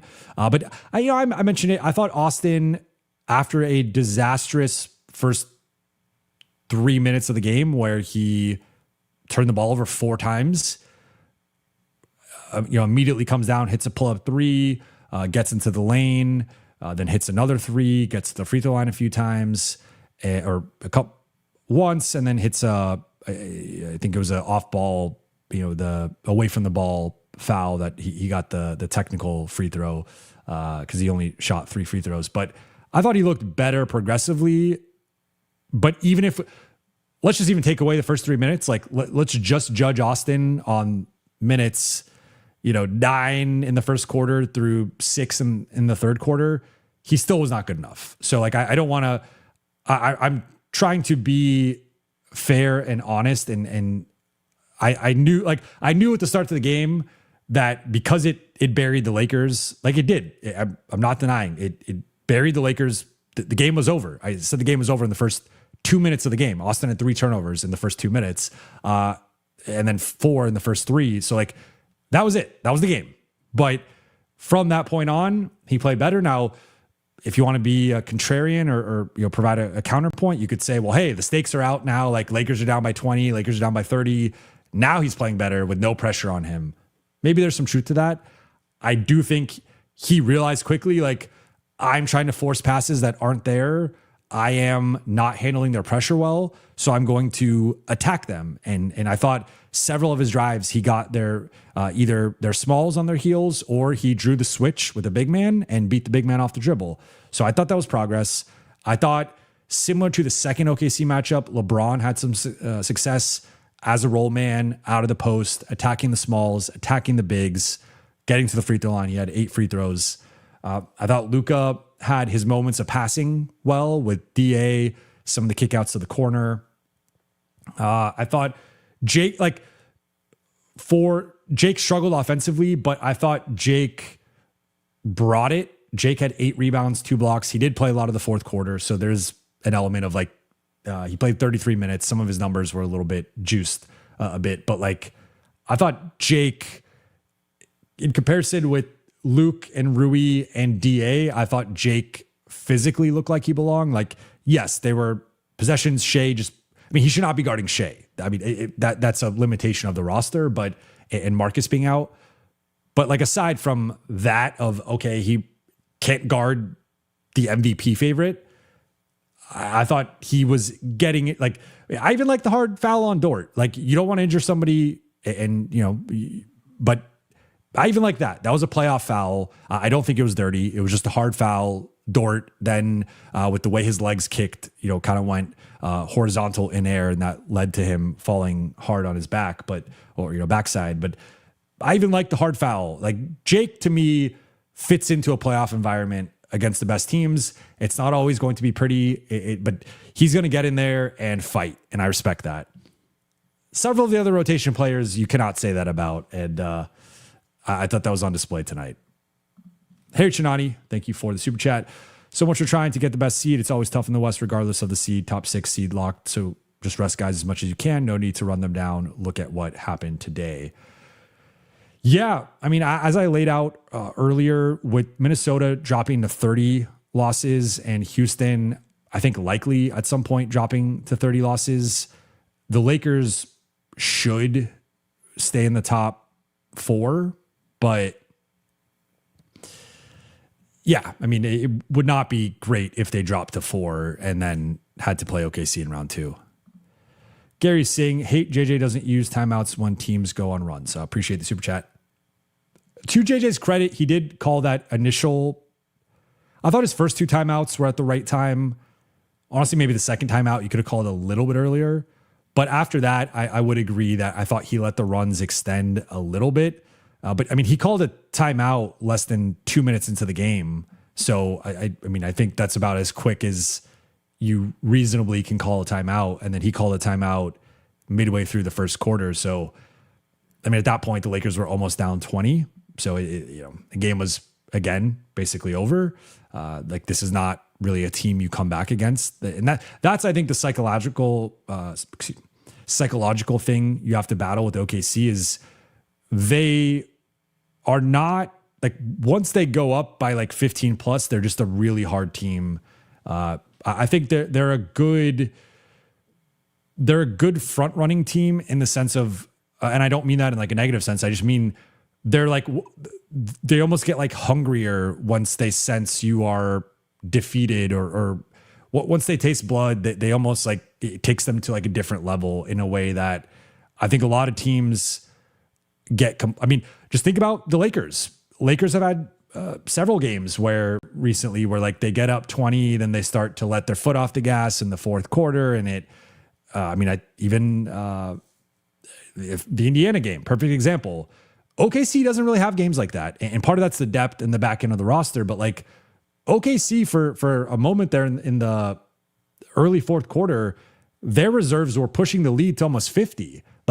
They were building on the lead. They were continuing to stretch it out. Eventually, they were just jacking up threes, and the Lakers outscored them a little bit down the stretch of the fourth quarter. But that's the difference with OKC is you almost have to assume they're going to play progressively better throughout the game. So you have to match it from the jump. And I think Austin and DA in particular both stood out as not being ready for the beginning of the game. Then Luka started to struggle and settle a bit. And then some of the subs came in and just looked out of place. The 101, thank you for the super chat. JJ been fucking around and found out with Luka AR minutes. Did Tibbs start dressing up in a JJ costume or something? Sports are so depressing, man. I like the Ted profile picture there. Yeah, look, this had been my concern. I hadn't explicitly said this was going to lead to an injury, but it had crossed my mind of Luka's laboring a lot, Austin's laboring a lot. Got to be careful. But this has been, I think you could argue maybe JJ's biggest weakness as a coach. I think this goes back to last season. I thought he kind of wore them into the ground down the stretch of last season, to say nothing of the actual playoffs, and his lack of trust very quickly it was clear. I would say it was clear by game 2 that Jackson Hayes needed to move to the bench and move into a smaller role, but it dragged out a bit, and I think he was hoping they would be able to figure out the Jackson situation. But I don't think it meant, and I said this at the time, like I don't think Jackson was like unplayable necessarily. I think they probably needed to play him in the Naz Reid like bench minutes, and specifically against Gobert, Randall, and Ant. And McDaniels, he was getting mauled out there, and with the switching, he was just neutralized. And like, it didn't mean he didn't need to not play at all. And then we saw in game 4, obviously the second half with all 5 guys. So I think this has kind of been a JJ thing going back to even last season of he, as much as I think he gets the guys to buy in and he has a great relationship with pretty much the entire team and locker room, when it comes to the critical moments, he is not very trusting, and it's very much, if it's only 6 guys, it's only going to be 6 guys. And like, I just don't think it's just really difficult to win playing such a tight rotation. And to your point with Tibbs, I mean, here's the Tibbs JJ compare. It's not even the minutes for me. It's, if I ask you to describe Tibbs and what Tibbs teams do, what do Tibbs teams do? Tibbs teams overachieve in the regular season. They play harder than their opponent, and that's a big reason why they're playing heavy minutes. And it's like they play with a certain edge, a certain energy. Come playoff time, when everyone's playing hard and everyone's playing heavy minutes, you lose some of those advantages that you have. And it's not just about playing hard. Like, yes, there's a baseline level of how hard you have to play, but it's more than that. And like, what if Tibbs teams tended to do? Overachieve in the regular season, tire guys out, underachieve in the playoffs. And that happened in round 1 for JJ, or year 1. Overachieve in the regular season. I think played guys a little bit too much down the stretch of the season and the playoffs. Underachieve, losing in round 1 as the 3 seed. This year, I mean, who knows? It depends what happens with Luka's injury, how much context or circumstance we'll have with that formula. But like, he's got to be careful, and I think it is a learning lesson for him, moving forward. Hopefully. Samir, thank you for the super chat. At this point, the best case is Luka's back for playoffs. Do you think this is a hamstring issue or something more serious like Achilles? I said earlier, I thought it was like my first, and I'm someone, for those of you who don't know, I tore my Achilles on my 31st birthday. So that was fun, playing basketball. And as someone who's torn their Achilles, like now, it was really weird for me last postseason seeing all the Achilles tears and like it bringing back the wrong memories. And it's just a devastating injury. But I thought that at first because it was a non-contact injury of he was driving and just on the drive, you saw his leg kind of give out. But upon seeing the replay, it was not his calf. It seemed to be more the hamstring there. So I think they listed it as a left hamstring issue. I think if it was an Achilles, it would have been listed as that. And we would have heard we would have got the Shams tweet of Luka Doncic has an Achilles injury. Lakers are hoping for the best. He's due for an MRI, there's a test you can do to tell if the Achilles is torn. The fact that it was not that, I don't think it's an Achilles injury, but I think it's a hamstring injury. And the problem is he's been dealing with this hamstring for quite a while now, almost, over around 2 months. And then he had dealt with it, I think, a little bit earlier in the season as well. It's that part's not good. Gary Singh, thank you for the super chat. Been saying this, AR can't create his normal shots versus great teams like Luka/Braun always do. Not sure paying AR $40 million is formula for chip, no defense. So the defensive part, I think Austin's been better defensively, but I don't think he was great tonight. He was guarding J-Dub. He switched on to Shea. Like him guarding Wallace, Dort, that's okay. You're pretty much just closing out to those guys. But so one thing I noted a couple of, I think it was after the Cleveland game, that one interesting thing with Austin and his contract is because the Lakers are keeping him at his cap hold and using bird rights, there is no material difference in LA. Like, unless they are somehow, depends how many guys they keep with bird rights and like how I mean, there's a scenario in which like they could go a certain amount over the cap, but like realistically, if it's just let's clear 50 million in cap space, let's make our moves, whether that's LeBron, whether that's some of the incumbent free agents, whether that's a trade, signing other guys, whatever, make our moves with the 50 million. Then we're going to go above that to re-sign Austin, re-sign Jackson. As long as they're under the first apron, which they should be, even with Austin's bump, they like, there's no real difference. Like paying Austin 35 versus 42, there's a difference. Like there's technically a difference. It's 7 million more, but as long as it's not pushing them into the first apron and they're still under the first apron, the only difference is $7 million is coming out of Mark Walters' pocket and going into Austin Reeves' pocket. Now, longer term, depending on how Austin continues to develop and his game grows and how he performs, it could be a problematic contract at some point. But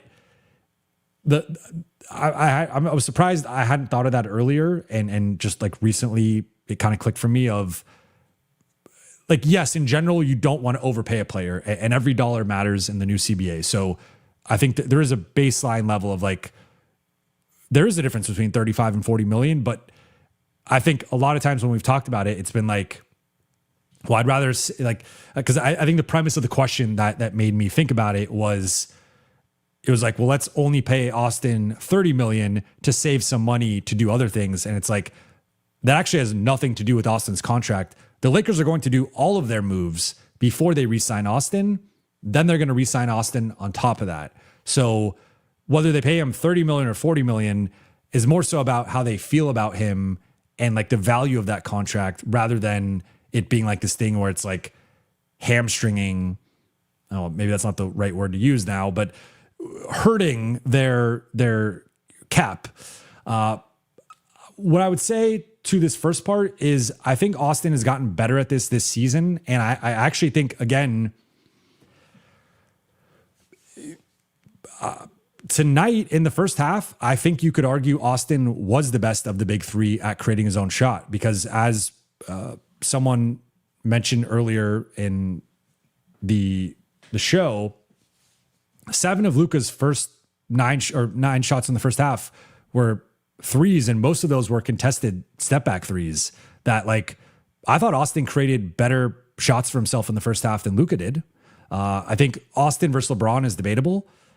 LeBron had an inefficient night going 3 for 7, but he did get to the free throw line 8 times. And I thought that they had some success with him in the post and operating against smaller players. But I actually think it wasn't the shots for Austin. It was more so the ball security, but that was in a 3-minute period where he just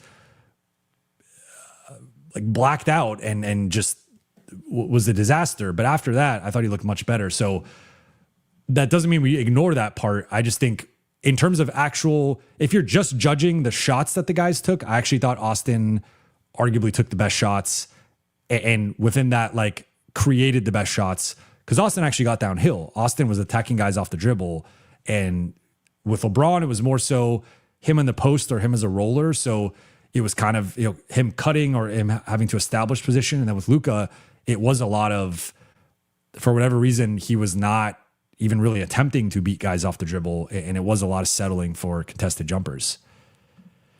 Harry Chinani, thank you for the super chat. We had a great run, but I never still thought we could beat OKC and even San Antonio in a playoff series. Winning 15 of 17 is great, but OKC and San Antonio are like, so what? We've done it multiple times this season. Yeah, and that's where, like, it's been tough, because as the Lakers have been playing better, I know there's been a lot more optimism around the team and their ceiling and what they could do. This is why when people have asked me, like, I've had more optimism in like the matchups, I guess. Like a month ago, if you asked me after the Phoenix game, go back in time till late February, before the Lakers had this stretch. At the time, they were 4-12 against teams with a 60% win percentage or better. If you ask me on the spot, what is your gut telling you about an OKC playoff series and a San Antonio playoff series? I think I would have said OKC would sweep the Lakers and San Antonio would beat them in 5. After this past month, I moved that to OKC beating them in 5 and San Antonio beating them in 6. I think LA gained a full game in both those matchups, but like they're a combined 1-for-6 against those teams. And a couple of the San Antonio games they punted, so you could say 1-4, but and then one of the OKC games they didn't have Luka, one they didn't have LeBron. So like we start getting into it, but it's like tonight, I mean, they played both of them at basically full strength twice. Tonight they lost by 43, and then the early December NBA Cup game to San Antonio, they got blown out in a game where like it was largely a 20-point game, and then they lost by 13. So yeah, I mean, I guess if you wanted to say they played 2 full strength games, both of them were blowout losses. So and look, there's no shame in being the third best team in the league. And again, we could debate LA versus Boston, LA versus Detroit. They haven't beaten any of, either one of those teams technically.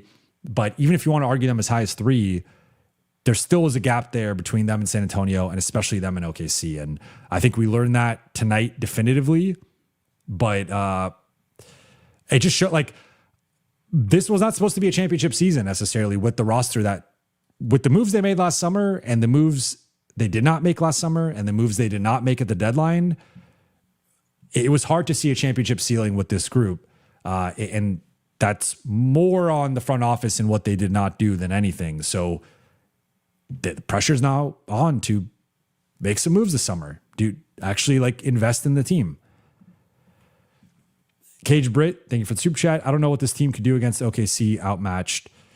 Look, again, I think Tuesday's game will be closer, but that's also presuming Luka's back. If Luka's not back, I think it's going to be another 20-plus point blowout loss unless OKC rests their guys. But even then, they still, I mean, they basically played Denver with like Shea and their bench, and they beat Denver in that game. So they're just a really tough team to beat. And yeah, I mean, I think it's just a tough matchup with the speed and the defense and LA's inability to exploit that consistently. Defensively, there are some good moments, but OKC, I mean, they dropped 140 points. So LA allowed I loosely use the term competitive, but in the 3 competitive quarters, they allowed 30 plus in all 3 quarters. They allowed 44 in that first quarter. I mean, I don't think it'll be this bad ever again, or at least this season, but, or ever again. I don't think they're going to lose to OKC by 40 again, but doesn't mean I think they're going to beat them on Tuesday. I think OKC will be solid favorites. Rando, thank you for the super chat. I'd err on the side of caution and not play Luka come playoffs. We don't want another Tyree situation since hamstring injuries lead to Achilles. It's a fair point. I think, as I mentioned earlier, like it's going to be hard to get Luka to sit out if he's cleared to return. But you obviously don't want to mess with lower extremity injuries. And now that we don't know the extent of this injury. It could be grade 1. It could not even be a hamstring strain. It could be a hamstring pull or tweak or whatever, and maybe he's out a few days to a week. I think that's probably the best case scenario. But even if he's out a week, that does mean he misses the next OKC game, and he would probably miss Dallas, OKC, Golden State. Then they have a back-to-back. So like maybe he returns for the finale against Utah just to get some reps in as like, he plays the first half, the first quarter, whatever.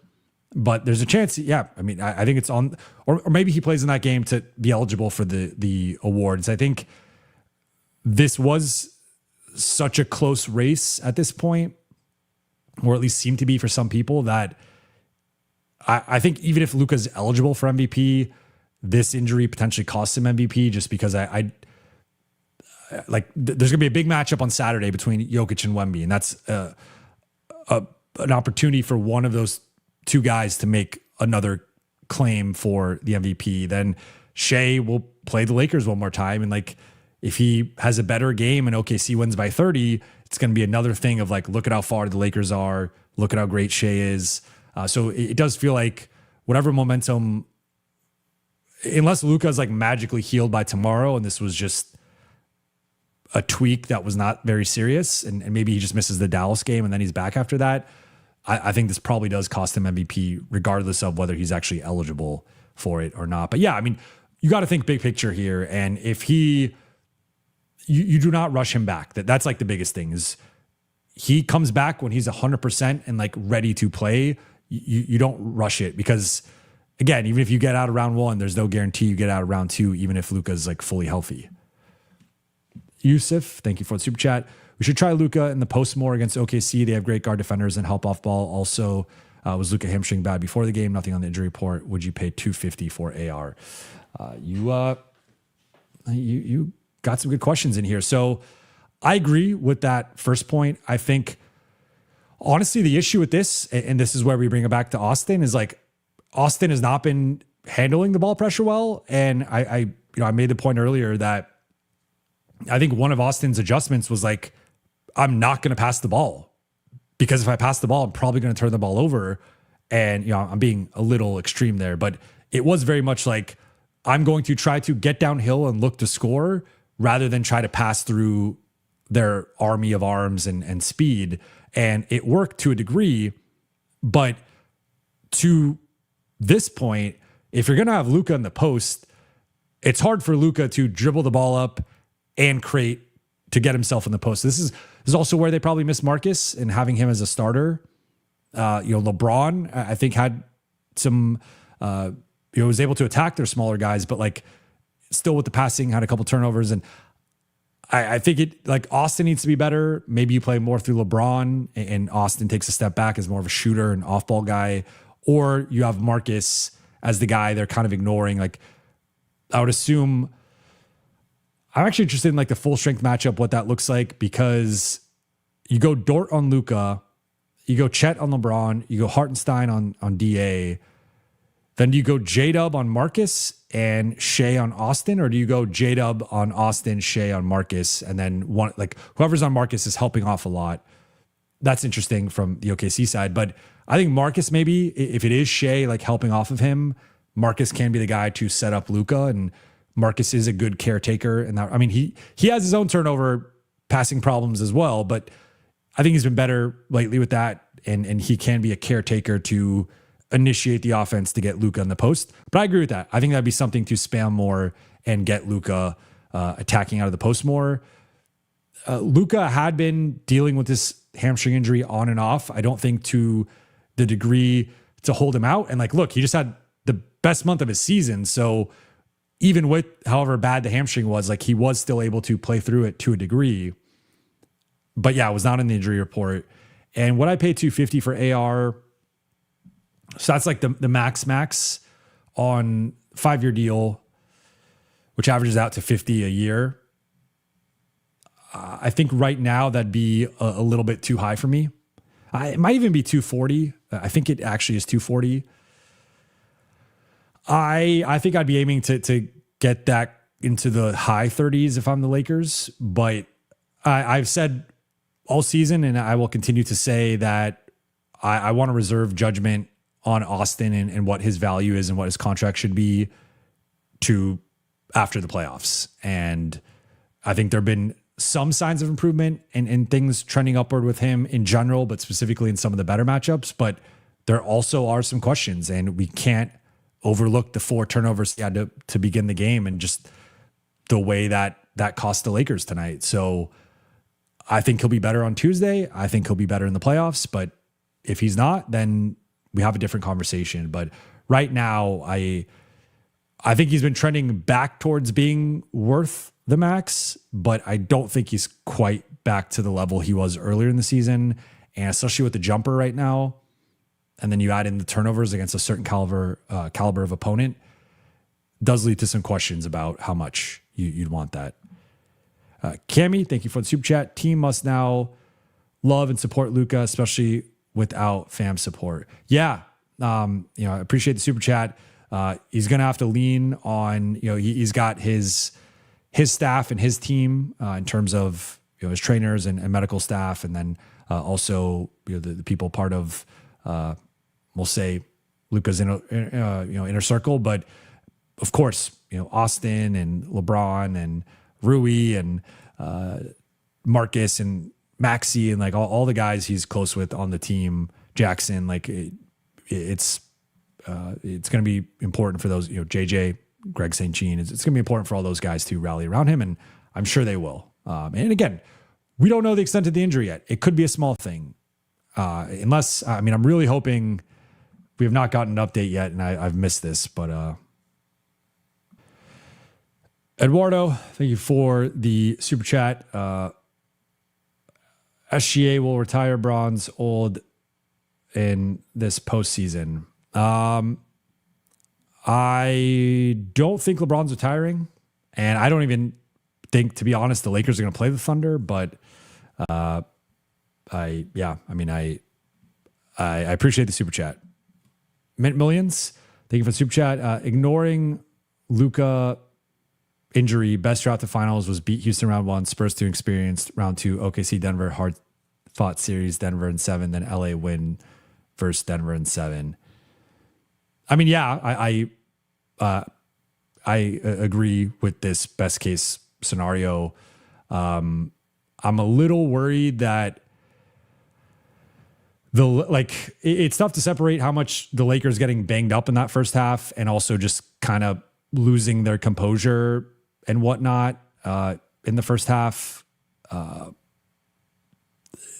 to separate those two things, but I do think there's been an element of attrition recently with the Lakers, and so I'm a little worried about just their ability to sustain at this point physically. That to be honest, like the guys are looking tired and banged up, and they've been able to fight through it. They kind of hit a wall in the middle of March and like just pushed through it, and were able to close the month strong, but like a physical wall, not like they were still winning games and playing at a high level. But like you could tell in some of those like Houston games, the Denver game, Orlando and Miami, like they were gassed and they found this extra gear. But I think that's easier to do in the regular season than it is in the playoffs. Chuck Dangler, thank you for the super chat. For those saying get rid of AR and trashing him, y'all ought to see what he said to the fan heckling Luka after he got hurt. Stop hating on him. Yeah, I think I just saw something about that, which that is ridiculous that someone said that to him. As it kind of reminds me of when KD got hurt and the Raptors fans were trashing him. But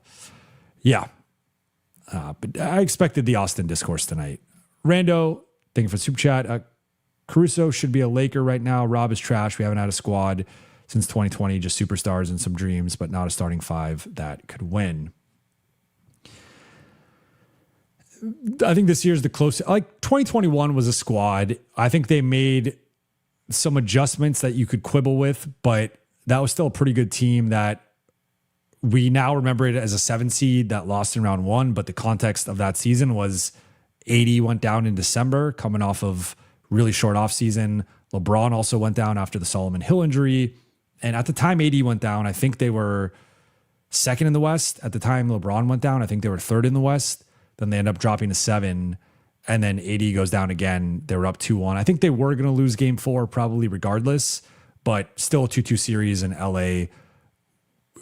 I think would have had a real shot to close out that series and then go on a longer run. But I hear your larger point, because after that season was when they lost Alex Caruso and they lost KCP and Kyle Kuzma and did the Russ trade, and it's not been the same since then.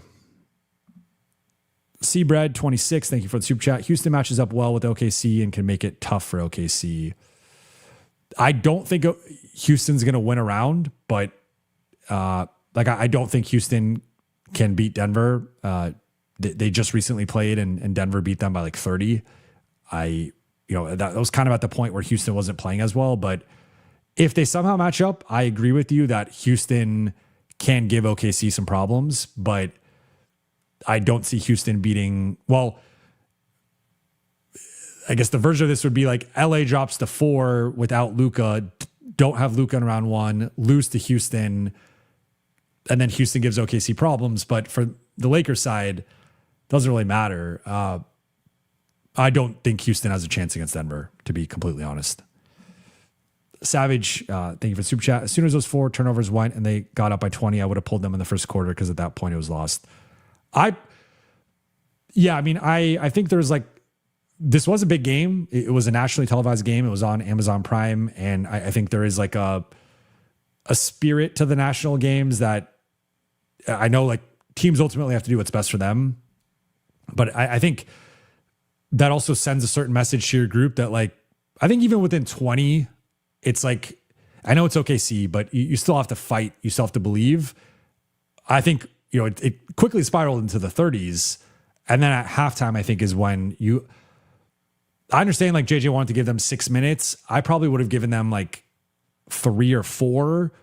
And you have to go on like a 12-5 run to open up the third quarter and like get a little bit of momentum. And if you don't, and you're just trading baskets or giving up a run, pull the plug, game's over. Like at that point, when you're down 35 with 8 minutes left, like I don't understand it. The game's over. So I think I would have given them a little bit of a longer hook, but I understand the general sentiment. JR Madrano, would you send DK Vando first to Brooklyn for a lot of seconds? It depends how many seconds, but probably not.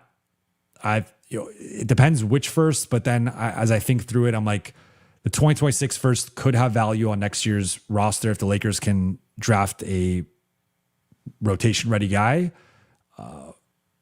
Then the future firsts are very valuable to the point of like, I know you're getting off of DK and Vando, which offsets maybe some of the value.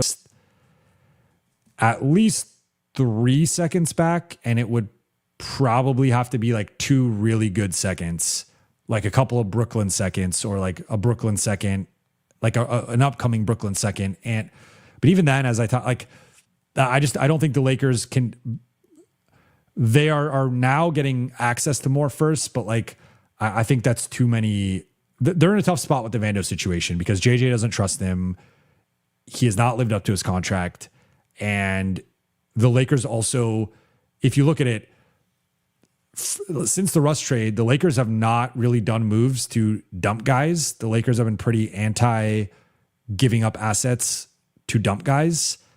I think they're still, maybe it's different this summer, but that is a lot to, I don't even consider Dalton in this. It's just like a first is a lot to give up for a team that does not have a lot of firsts. So, or tradable firsts.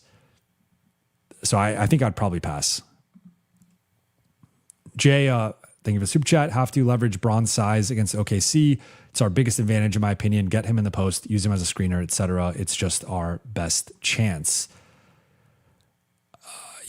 I think we saw that in the second matchup against OKC in that like third quarter, second half. They started to go to that. Tonight, we saw that at times in the first and second quarter. And I agree. I think LeBron and Luka are their two. LeBron and Luka in the post, or Luka in the post and LeBron as a roller and post-up guy are their two best entries into the defense. Gary Singh, thank you for the super chat. When does OKC have to start paying their RFAs? Well, OKC is actually, Pied Piper is going to come to roost this summer with them where, or to collect whatever, with the whole Isaiah Hartenstein, Lou Dort situation. But it's coming up soon and they're going to have to pay Kason Wallace. They'll eventually have to pay AJ Mitchell. Then I think the Chet extension maybe kicks in next year, if I'm not mistaken. So they're going to get into a money crunch soon. I think the natural place to start picking at with their roster would be more the back end of like, can you get off of Aaron Wiggins? I said his name correctly. Can you get off Isaiah Joe? Can you get off? You could even flip McCain for something. You could flip. But like, if I'm OKC, the guys I'm prioritizing are their big three of Shea, J-Dub, and Chet. I'm prioritizing Kason Wallace, AJ Mitchell, Alex Caruso. Everybody else, like those are the 6 guys I really want to keep. Everyone else is relatively expendable, but I'd also want to keep Hartenstein. Jalen Williams has been playing well off the bench. Lou Dort's obviously been a big part for them. So like even those 9, if you could keep like those 9 spots, 10 to 15 are expendable. And if you need to dump some of those guys, that's the pathway I'd go down more. Like, of course you don't want to do it. You want to have as deep of a team as possible, but if they have to make some tough calls, I would start with the back end of the roster where they just have an embarrassment of riches. Bowen, thank you for the super chat. Given AR and Luka's high minutes, injury risk has risen sharply. One or both face substantial likelihood of injury in the next 2 to 6 weeks. And we might already have an injury on our, on our hands here with Luka, but I hope the minutes can be reduced going forward here, but we'll see. I mean, for Luka, it might be forced to be reduced, but for Austin too, I think they got to be careful. Connor Phillips, thank you for the super chat. I'll always cherish the good times we had in March. Yeah, I mean, March was the best month the Lakers have had, probably dating back to 2021. And even then, based on how injured the group was, it might be like maybe the first month of the 2020-2021 season, first like couple months, or going back to, of course, the bubble. But yeah, I mean, most fun and most serious Lakers basketball we've seen in over 5 years. So it was a great month, and the good times might not be over. As Billy Mack likes to say, good times. Yusuf, thank you for the super chat. Realistic offseason targets. I think we should shop in Dallas, Marshall, and Washington. I heard PJ is not happy about losing his touches to Coop. Just open-ended question with Dallas as to whether they would trade with the Lakers. I know for some fans, it seems like they should move on, but like a lot of Mavs fans have not moved on, and it's understandable why Mavs fans have not moved on, even with how great Cooper Flag has been playing. I would say, I think Peyton Watson and Walker Kessler at certain prices, they are prices the Lakers can reach. It's unclear if the Lakers will be willing to overpay or go to certain numbers that make those teams uncomfortable. Tari Eason, I think, is becoming more realistic with his shooting struggles. Like, I think it's difficult to make a case for him above the non-taxpayer MLE now, like in that 15-ish million range. He's just been in an extended shooting slump, lost his starting spot in Houston. I think that could play into the Lakers' favor of like, if you somehow added him as a bench guy, that's a great bench piece to add. I think in that 15 million range, it's fine value. But then we get into like the Mitchell Robinson range. Is Quentin Grimes potentially available? Kelly Oubre. I'm trying to think. Like, it's a pretty steep outside of the Lou Dort, maybe if OKC decides to either not exercise the team option or make him available for trade. I mentioned Jalen Suggs as a guy I could see potentially being available depending on what happens with Orlando. Sorry guys, my voice is cooked right now. Yeah, I mean, I would like either one of those guys. I would also throw Gafford into that mix. I'd throw Max Christie into that mix, but I just don't know if Dallas is going to entertain that. And then couple more here. We got one more super chat, and then I'll hop back into the chat for a second. PRJKT, thank you for the super chat. Even if he comes back, he'll be out of rhythm. SMH.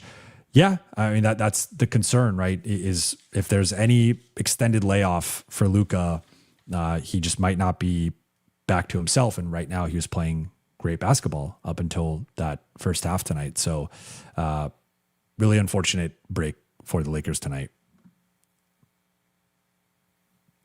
Alfred notes shooting variance is huge in this matchup. I agree. If the Lakers have a great shooting night tonight, I think it does swing the game. Now, there was the 23 field goal attempt difference, so that it's just tough. When you turn the ball over 18 times and you attempt 23 fewer shots, it's difficult to beat anybody. But if OKC has a more normal shooting performance or the Lakers have a more normal shooting performance, we are talking about a closer game. But even tonight, that's probably like a 25-point loss instead of a 43-point loss.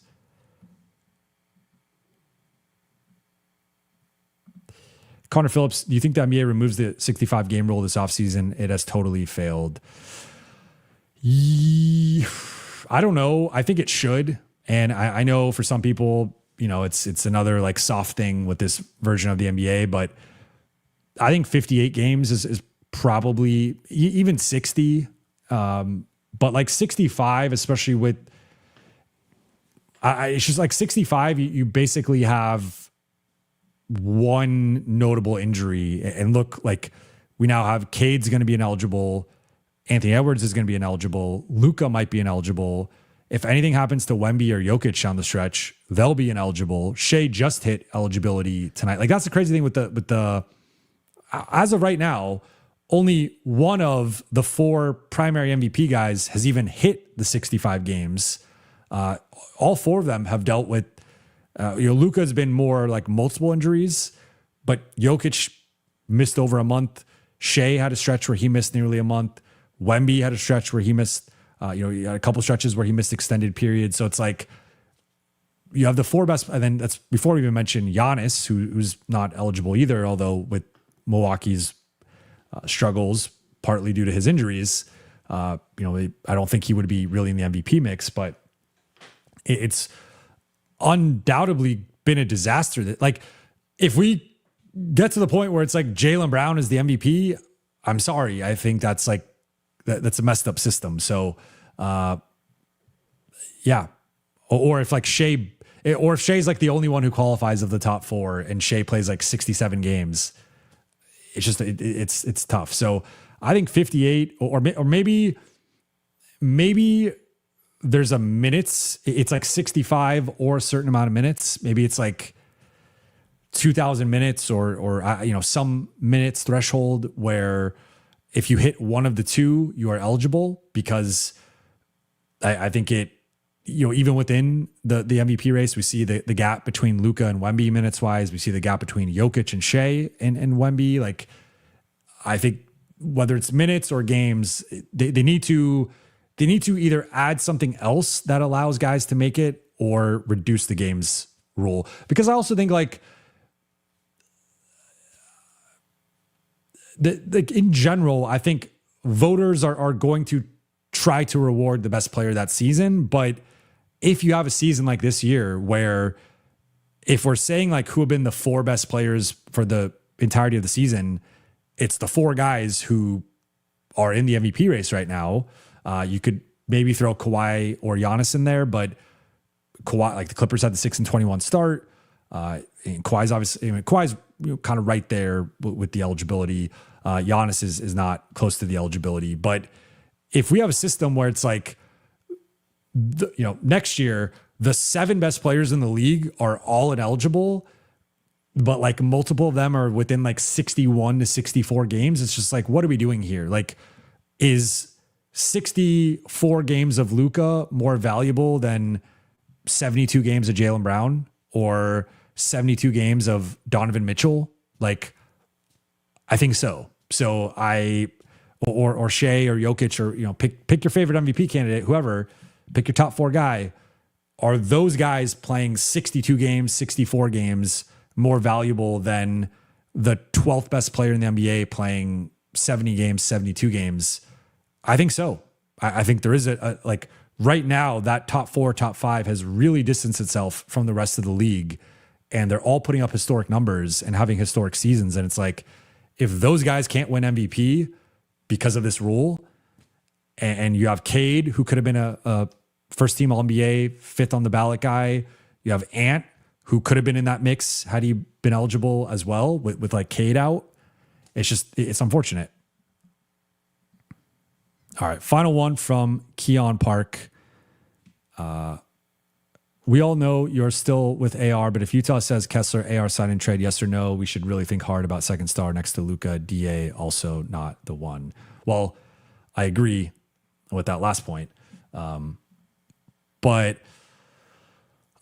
I mean, look, I made this point before. My bigger issue with the whole AR thing is it feels like every game is a referendum as to whether AR belongs or he doesn't. And I think we need to take a step back, look at the bigger picture.